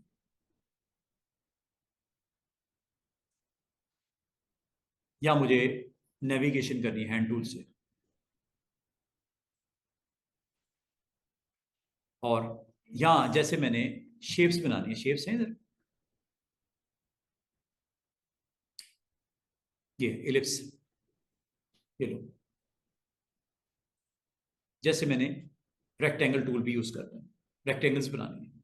अच्छा एक चीज याद रखना, ये जो ड्रैग करके आप इसको ड्रॉप करते हो ना नीचे, ऐसे अलग से पॉपुलेट होता है नया। लेकिन अगर आप किसी टूल के ऊपर जाके छोड़ दोगे, इसका हिस्सा बना देगा, फर्क है। यहाँ ड्रॉप करने का मतलब अलग से, इसके ऊपर ड्रॉप करने का मतलब इसके साथ ग्रुप, इधर भी रख सकते हो। ये इसका असल में राइट कॉम्बिनेशन किसके साथ बनता है, सर्कल के साथ। टेक्स्ट के साथ क्या तुक बनता है रखने का, सिलेक्शन के साथ क्या तुक बनता है रखने का, रख सकते हो, मना नहीं कर रहा, लेकिन टूल अकॉर्डिंग टू द उसकी जो वैल्यू या कैटेगरी है उसके साथ रखो। ये लो, पॉलीगॉन बनानी है, कहाँ होनी चाहिए, hand tool, no, this tool, इसका हिस्सा बनाना है। इस तरह आप अपने टूल्स को बना, इसमें ऐड करते जाओ करते जाओ करते जाओ, जो जो चाहिए जिसमें चाहिए रखते जाओ। और अगर मैं आपको ये कहूं कि टूल बॉक्स आपने अगर इसको देखना हो या इसको ऑन ऑफ करना हो, कैसे करेंगे, ये देखो, ये भी टूल बॉक्स है, ये भी टूल बॉक्स है। वजह मैंने बता दी बनाने की, कि इन्होंने सिर्फ इस वीक में मैंने सिखाना ही है। उन्होंने कहा सर मैं उनमें से वो टूल्स यहाँ रख लेती हूँ जिसमें काम करना, बाकी हमें काम का पड़े में बंद कर दो, उसको नहीं चाहिए, ये लो। इसका मतलब टूल बॉक्स भी आप अपनी मर्जी से सेट कर सकते हैं जो चाहिए आपको। हो सकता है इन्होंने और किसी टूल में काम ही नहीं करना, इसी टूल से वो उन्होंने अपना प्रोजेक्ट कंप्लीट करना है, तो क्या जरूरत है फालतू इतना मैसअप करने की। बड़े लिमिटेड से टूल्स यहाँ रखती है, और कभी इसमें मजीद कोई टूल ऐड ऑन करना है, मसला ही कोई नहीं, ये एडिटिंग टूल है, ये यहाँ क्लिक करो, ऐड कर लो, जो आपने नई चीज ऐड करनी है कर लो, ये सारे टूल्स हैं। अब आप टाइपिंग से रेलेवेंट एक तो मैंने ऐड कर दिया, बाकी नहीं किए, ये देखो और भी है, ये मैंने रखना है मिसाल के, और ये किस कैटेगरी में रखना है, टाइप के साथ। किस में रखना है, टाइप के साथ। ये टाइप में असल में होते हैं कुछ 7-8 टूल्स, 3 मैंने सीखे हैं, 3 रख दिए, ये लो। और ये याद रखना, जिसके साथ छोटा सा टाइनी सा ट्राइंगल नजर आ रहा है, ये ग्रुप है, not a single. Long click पे आता है, जिस टूल को क्लिक करें वो सामने आ जाता है, जिस टूल को क्लिक करें वो सामने आ जाता है, जिस टूल को क्लिक करें वो सामने आ जाता है। जिस टूल पे आप क्लिक करें, इस लिस्ट में से जो फ्रंट पे लाना है क्लिक कर दो, और ये बनाने के लिए होता है, कुछ भी बनाना हो। जैसे टूल आप एक्टिव करोगे, आप अपना क्रिएट करना शुरू कर दो कंटेंट, जो भी आपने कार्ड के ऊपर या जो भी आपका पेज है उस पर रखना है। कार्ड तो इंशाल्लाह कल बनाएंगे, आज मैं सिर्फ आपको कस्टमाइजेशन करवा रहा हूँ। वर्क स्पेस बनानी, वर्क स्पेस को मैनेज करना, वर्क स्पेस को सेट करना, टूल बार्स ऑन करना, एडवांस या बेसिक या अपना, ये आपने अपना बनाया। और अगर आपको नहीं चाहिए तो क्या करना चाहिए, नहीं चाहिए अभी, नहीं, टूल बार में जाओ, कौन सा चाहिए बताओ, एडवांस चाहिए, बेसिक चाहिए, या मेस से मिनाहिल टूल बार चाहिए, एडवांस चाहिए, ये लो। आप at a time 2-3 tool bar भी इकट्ठे यूज कर सकते हो। कुछ टूल जो डिजाइनिंग है उसमें रख दो, टेक्स्ट के अलग कर दो, और आपकी मर्जी है, लेकिन इतनी टूल बार बनाने की जरूरत कोई नहीं होती। आप एडवांस के साथ रहो। ये सिर्फ मैंने आपको बताया कि टूल बार आप अपनी भी क्रिएट कर सकते हो और अपने पसंद के टूल्स वहां रख सकते हो। जरूरत नहीं है, खत्म कर दो। ये क्रॉस करने से खत्म नहीं होगी, क्रॉस करने सिर्फ स्क्रीन से ऑफ हुई है, खत्म वहीं से होगी जैसे क्रिएट की थी। मैनेज में जाके अभी तक स्टिल अवेलेबल है, ऑन करोगे दोबारा आ जाएगी। मैनेज में जाओ और ये टूल बार यहाँ सेलेक्ट करके डुप्लीकेट भी बना सकते हो, डिलीट भी कर सकते हो। सेम वही चीज जो वर्क स्पेस से के साथ थी, अपनी वर्क स्पेस बनाना। वर्क स्पेस होती क्या, बार बार बता रहा हूं, पैनल्स की तरतीब। और अगर इसमें मजीद पैनल्स चाहिए, कहां पे पड़े हुए हैं, यहां पड़े हुए हैं,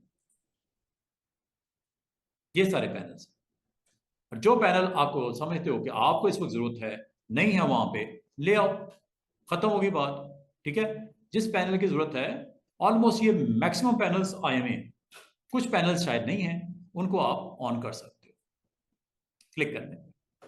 जब ये ऑन हो जाए, इसको अपनी जरूरत के मुताबिक यहीं रखना है, यहीं रखो अकेला।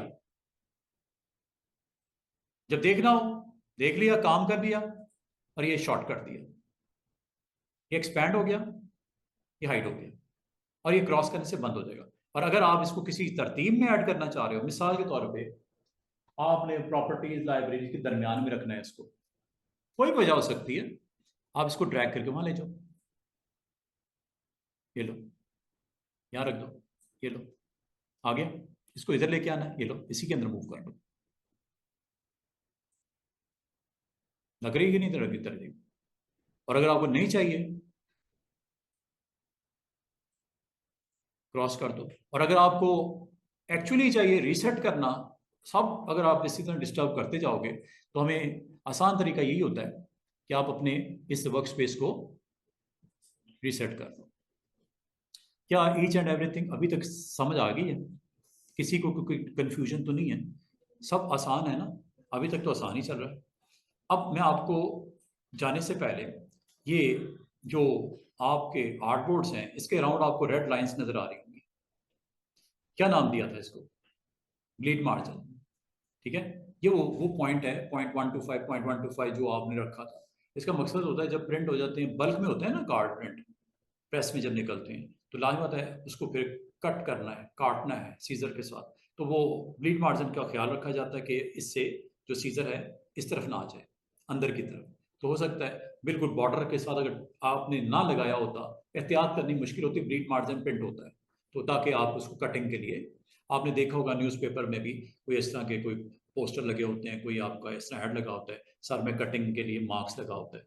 वो मार्क इसलिए होते हैं कि सीजर के साथ काट दो तो आपका एक्चुअल कंटेंट कट ना हो जाए, वो इसीलिए होते हैं। वो मार्क्स लगे होते हैं, डॉट्स लगे होते हैं, साथ में सीजर बनी होती है ऐसे काटने के लिए, तो ये समझ लो वही ब्लीड मार्जिन है। अच्छा, अब अगली बात, इसमें जो इंपॉर्टेंट चीज है वो आपको व्यू मेन्यू में आप अगर गौर करो, रूलर नजर नहीं आ रहा। क्या रूलर कोई आपका स्क्रीन के ऊपर है? व्यू करो, व्यू व्यू मेन्यू देखो, व्यू। अच्छा, जो कुछ बना है इसको सेव कर लिया करो।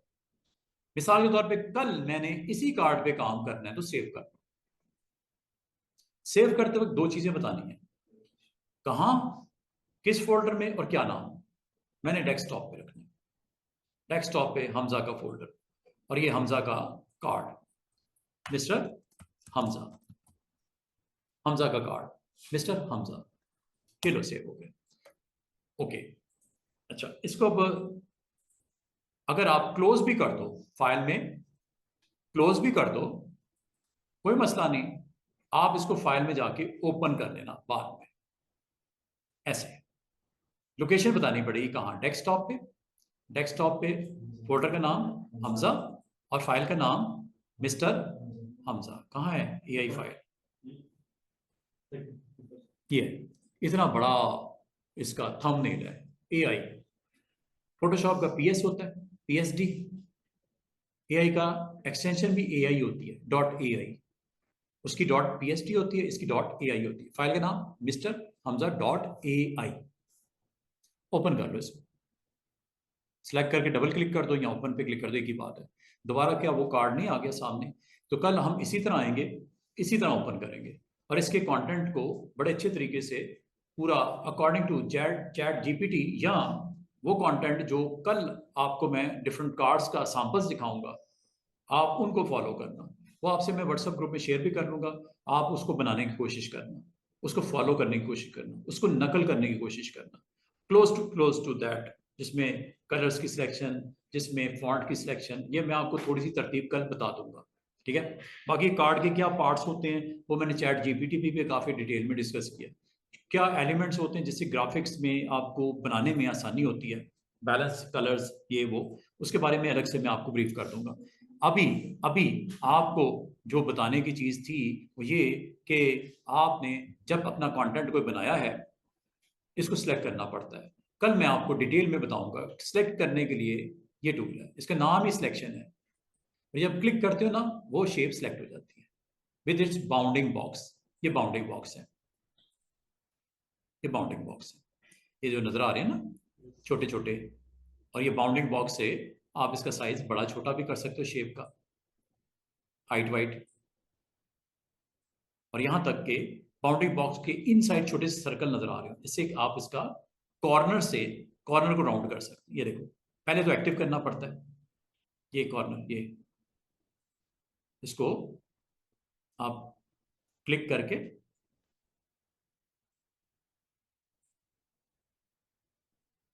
यहां से ये ऐसे, ये पॉइंट सर्कल नजर आ रहा है, इससे आप अपने कॉर्नर्स को राउंड कर सकते हो। ये देखो, क्लिक किया, ये छोटा सा सर्कल नजर आ रहा है, ये लो। और किसी एक को करना हो तो इसको क्लिक करना पड़ता है, एक्टिव करना पड़ता है, ये लो। इसको भी करना है, क्लिक करना पड़ता है, एक्टिव करना पड़ता है, और ये लो। आप अपनी शेप को अपनी मर्जी से चेंज कर सकते हैं, और ये सब के लिए है। ये जो आपको आगे मैं कल बताऊंगा ना, ये पॉलीगॉन भी बताऊंगा, ये शेप है, ये पॉलीगॉन है। पॉलीगॉन में भी ये चीज आपको नजर आएगी, बाउंडिंग बॉक्स, साइज वाइज करने के लिए, और रोटेट करना है थोड़े से फासले पे करना है, ये देखो, ये रोटेट करने के लिए, सबके लिए, ये देखो, ये कॉर्नर्स को राउंड करने के लिए, या विड्थ हाइट सेट करने के लिए बाउंडिंग बॉक्स। और अगर आप जिस शेप पे सिलेक्ट करते हो, क्लिक करते हो, ब्लैक एरो, ब्लैक एरो है, व्हाइट का अलग रोल है, व्हाइट का बहुत जबरदस्त रोल है। अभी मैं सिर्फ ब्लैक की बात कर रहा हूँ, सारे कॉर्नर्स राउंड होंगे, चेक करना। और ये जो मैं कर रहा हूँ ना, जूम इन जूम आउट, ये जूम इन जूम आउट ऐसे कर लो, या जूम इन जूम आउट ऐसे कर लो, एक ही बात है। ये जूम इन हो रहा है और ऑल्ट के साथ जूम आउट होगा, ऑल्ट के साथ zoom out, without alt zoom in. और इसको और मजीद अंडरस्टैंड करने के लिए व्यू में जाके यहां से भी जूम इन जूम आउट कर सकते हैं। ये जूम आउट है, ये जूम इन है, और ये फिट आर्टबोर्ड इन विंडो कंट्रोल 0। और अगर आपको कहूं सारे दिखाओ, 100 के 100 सारे देखने हैं, फिट ऑल इन विंडो। ये छोटी छोटी ऑप्शंस हैं। उम्मीद है कल जब मैं आऊंगा ये ऑप्शंस को एक ही गो में दोबारा से बताऊंगा। ये है, फिर ये जूम टूल है, फिर ये माउस व्हील है, फिर ऑल्ट के साथ जूम आउट है, ईच एंड एवरीथिंग। और जब आप बहुत बड़ा साइज कर देते हो तो आपको दाएं बाएं जाने के लिए हैंड टूल यूज करना पड़ता है। ये है हैंड टूल। और बाद औक़ात आप किसी भी टूल पे हो, आपको वक्ती तौर पे हैंड टूल को ऑन करना है, स्पेस बार से कर लो।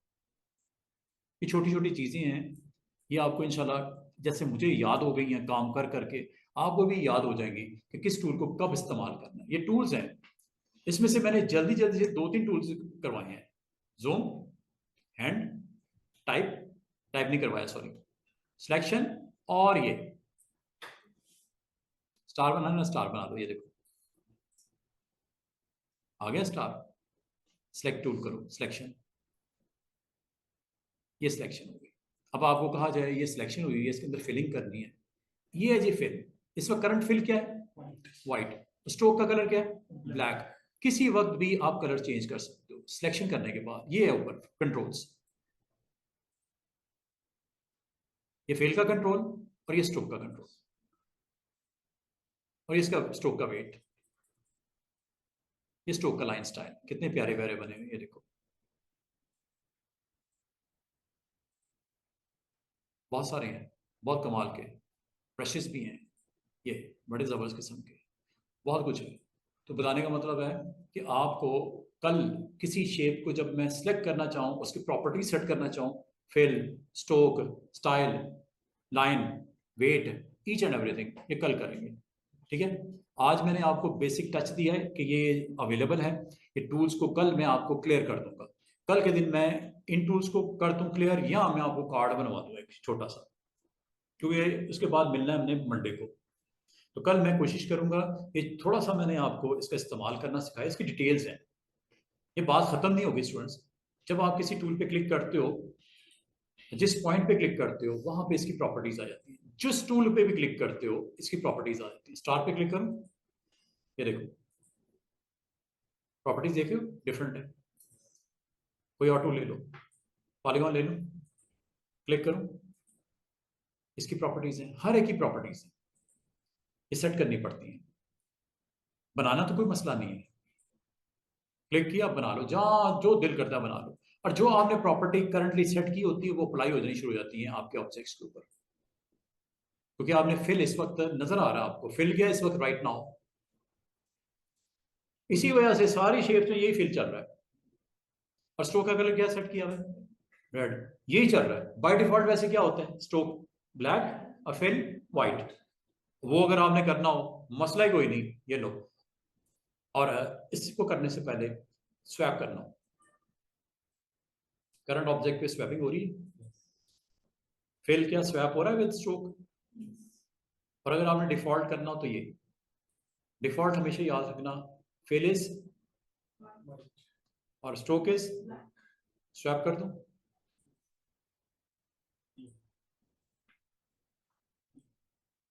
स्वैप हो रहा है ना? आज समझ आई है कि ये क्या है, ये क्या है, ये आइकन क्या करता है और ये क्या करता है। ये चारों बहुत इंपॉर्टेंट है। इससे आपको करंट स्टेटस पता चलता है कि इस वक्त क्या। और अगर आप कहो कि आइंदा के लिए इसका कलर कुछ और करना है, आप यहां से भी कर सकते हो और यहां से क्लिक करके भी कर सकते हो, ऐसे। चलो, आइंदा याद रखना फिल रेड होगी जब तक चेंज नहीं करोगे। डबल क्लिक करो, आइंदा येलो आउटलाइन होगी जब तक चेंज नहीं करोगे। बना लो, कुछ भी बनाओ, जो दिल करता है बनाओ। जब तक आप इसकी वैल्यू को चेंज नहीं करोगे, आपकी फिल एंड स्ट्रोक इसी कलर को फॉलो करेगा जो फिल और स्ट्रोक में है। डिफॉल्ट क्या होता है? Black and white. कैसे करते हैं आप इसको? एक चीज मैं और बता दूं, अगर मैं आपको कहूं इस वक्त डिफरेंट डिफरेंट वेरिएशन नजर आ रही है, सबको एक जैसा कर दो, तो सबसे पहले सिलेक्ट करना जरूरी है, सिलेक्शन टूल। ये हो गया जी सिलेक्ट, सारे सिलेक्ट हो गए और डिफॉल्ट कर दो। हुए कि नहीं हुए? सारे डिफॉल्ट पे चले गए, हालांकि सारे अलग अलग थे, लेकिन आपने कहा ऑर्डर किया उसको, और इसको सारों को स्वैप कर दो विद ब्लैक। कितनी मजे की चीज है और आसान। सिर्फ एक दफा आपको समझाने की जरूरत है कि ये इस तरह होता है। ये लो सिलेक्शन ऑन चुकी हुई भी है, क्लिक करूंगा सब पे एक जैसा हो। स्ट्रोक पे ये लो सब पे एक जैसा स्ट्रोक, डबल क्लिक करो, स्ट्रोक की वैल्यू सेट कर दो फॉर ऑल, क्योंकि सारे सिलेक्ट है। सिलेक्शन टूल इसीलिए इसको बोलते हैं। नाम क्या है इसका? सिलेक्शन। एक को करना हो, 100 को करना हो, एक छोड़ के एक करना, मसला ही कोई नहीं। एक क्लिक किया, कंट्रोल के साथ ये क्लिक कर दिया, सिर्फ सॉरी शिफ्ट के साथ, सिर्फ दो ऑब्जेक्ट सिलेक्ट हुए, एक ये ऊपर वाला एक ये नीचे वाला। करके देख लो। ये मैं आपको सारी चीजें कल बताऊंगा। कल मैं आपको डिटेल में सिलेक्शन टूल के बारे में, वैसे थोड़ा सा टच दिया मैंने, सिलेक्शन टूल के बारे में बताऊंगा। शेप्स को थोड़ा देख लेंगे, कार्ड का कंटेंट डेवलप कर लेंगे, और फिर सेव करके निकल जाएंगे। और जाने से पहले एक बार मैं और करूंगा, एक्सपोर्ट करके दिखाऊंगा। लाला जो चीज़ बनाई है वो किसी को भेजनी है कि नहीं, या अपने पास ही रखनी है लैपटॉप में? भेजनी है ना, तो उसको एक्सपोर्ट करना भी सिखा। ये यहाँ से नाम क्या लिखा हुआ? एक्सपोर्ट। कितनी आसान थी एक्सपोर्ट। और एक्सपोर्ट स्क्रीन के लिए मतलब जेपीजी बनानी है, एक्सपोर्ट एज। ये लो, ये सारे फॉर्मेट्स अवेलेबल। आप जिस फॉर्मेट में स्टोर करना चाहो यहाँ से कर सकते। पीएसडी भी बना सकते। पीएसडी पता है किसकी एक्सटेंशन होती है? फोटोशॉप। आप जेपीजी भी बना सकते हो, आप बीएमपी भी बना सकते हो। ये सारी ऑप्शन अवेलेबल है, ये काफ़ी सारी हैं। और अगर आपने पीडीएफ बनानी हो तो वो भी आप कर सकते हो। पीडीएफ हम बनाने के लिए एक्सपोर्ट में ये जेपीजी वेब के लिए यहाँ से कर सकते हैं। ये एक्सपोर्ट फॉर स्क्रीन भी कर सकते हो। यहाँ पे जब जाओ तो मज़े की बात है, आप एक ही गो में तीनों बना सकते हो। और किस आर्टबोर्ड को दोनों का बनाना है, दूसरा बनाने की क्या जरूरत है? दूसरे तो है ही कुछ नहीं। तो इस आर्टबोर्ड का आपने प्रिंट निकालना। और क्या चाहिए आपको आखिरी मोमेंट पे, कल मैं फिर करवाऊंगा। पीएनजी बनानी है, ऐड जेपीजी भी बनानी है, ऐड पीडीएफ भी बनानी है। तीन चीजें मैं बनाने लगा हूँ एक ही गो में। ये पीडीएफ और एक्सपोर्ट कर दो जनाब, बस इतनी सी बात है। और ये आपको मज़े की बात है, ये तीनों की तीनों फाइलें यहाँ पे आपके पास आ गई हैं। कौन सी है? मजा के फोल्डर में रखा है। कार्ड फ्रंट, ये देखो कार्ड फ्रंट आई है कि नहीं आई? ये बनाया ना, अभी तो है ही कुछ नहीं उस पर, जो एक्सपोर्ट यही होना था। और एक जेपीजी बनी है, और सॉरी ये पीएनजी है, और ये जेपीजी है। पीडीएफ किधर है? ये कार्ड, ये देखो पीडीएफ, तीनों एक ही गो में बन गई।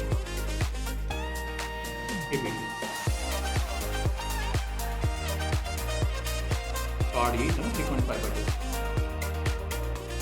कितना आसान है। लागत आपने स्क्रैच से काम स्टार्ट करोगे, कंटेंट में डेवलप करोगे, पूरा card according to your requirement पूरा करोगे, बैक बनाओगे, फ्रंट बनाओगे, और उसको प्रिंट कर दोगे। पीएनजी भी बन जाएगी उसी वक्त, जेपीजी भी बन जाएगी, पीडीएफ भी बन जाएगी। कोई मुश्किल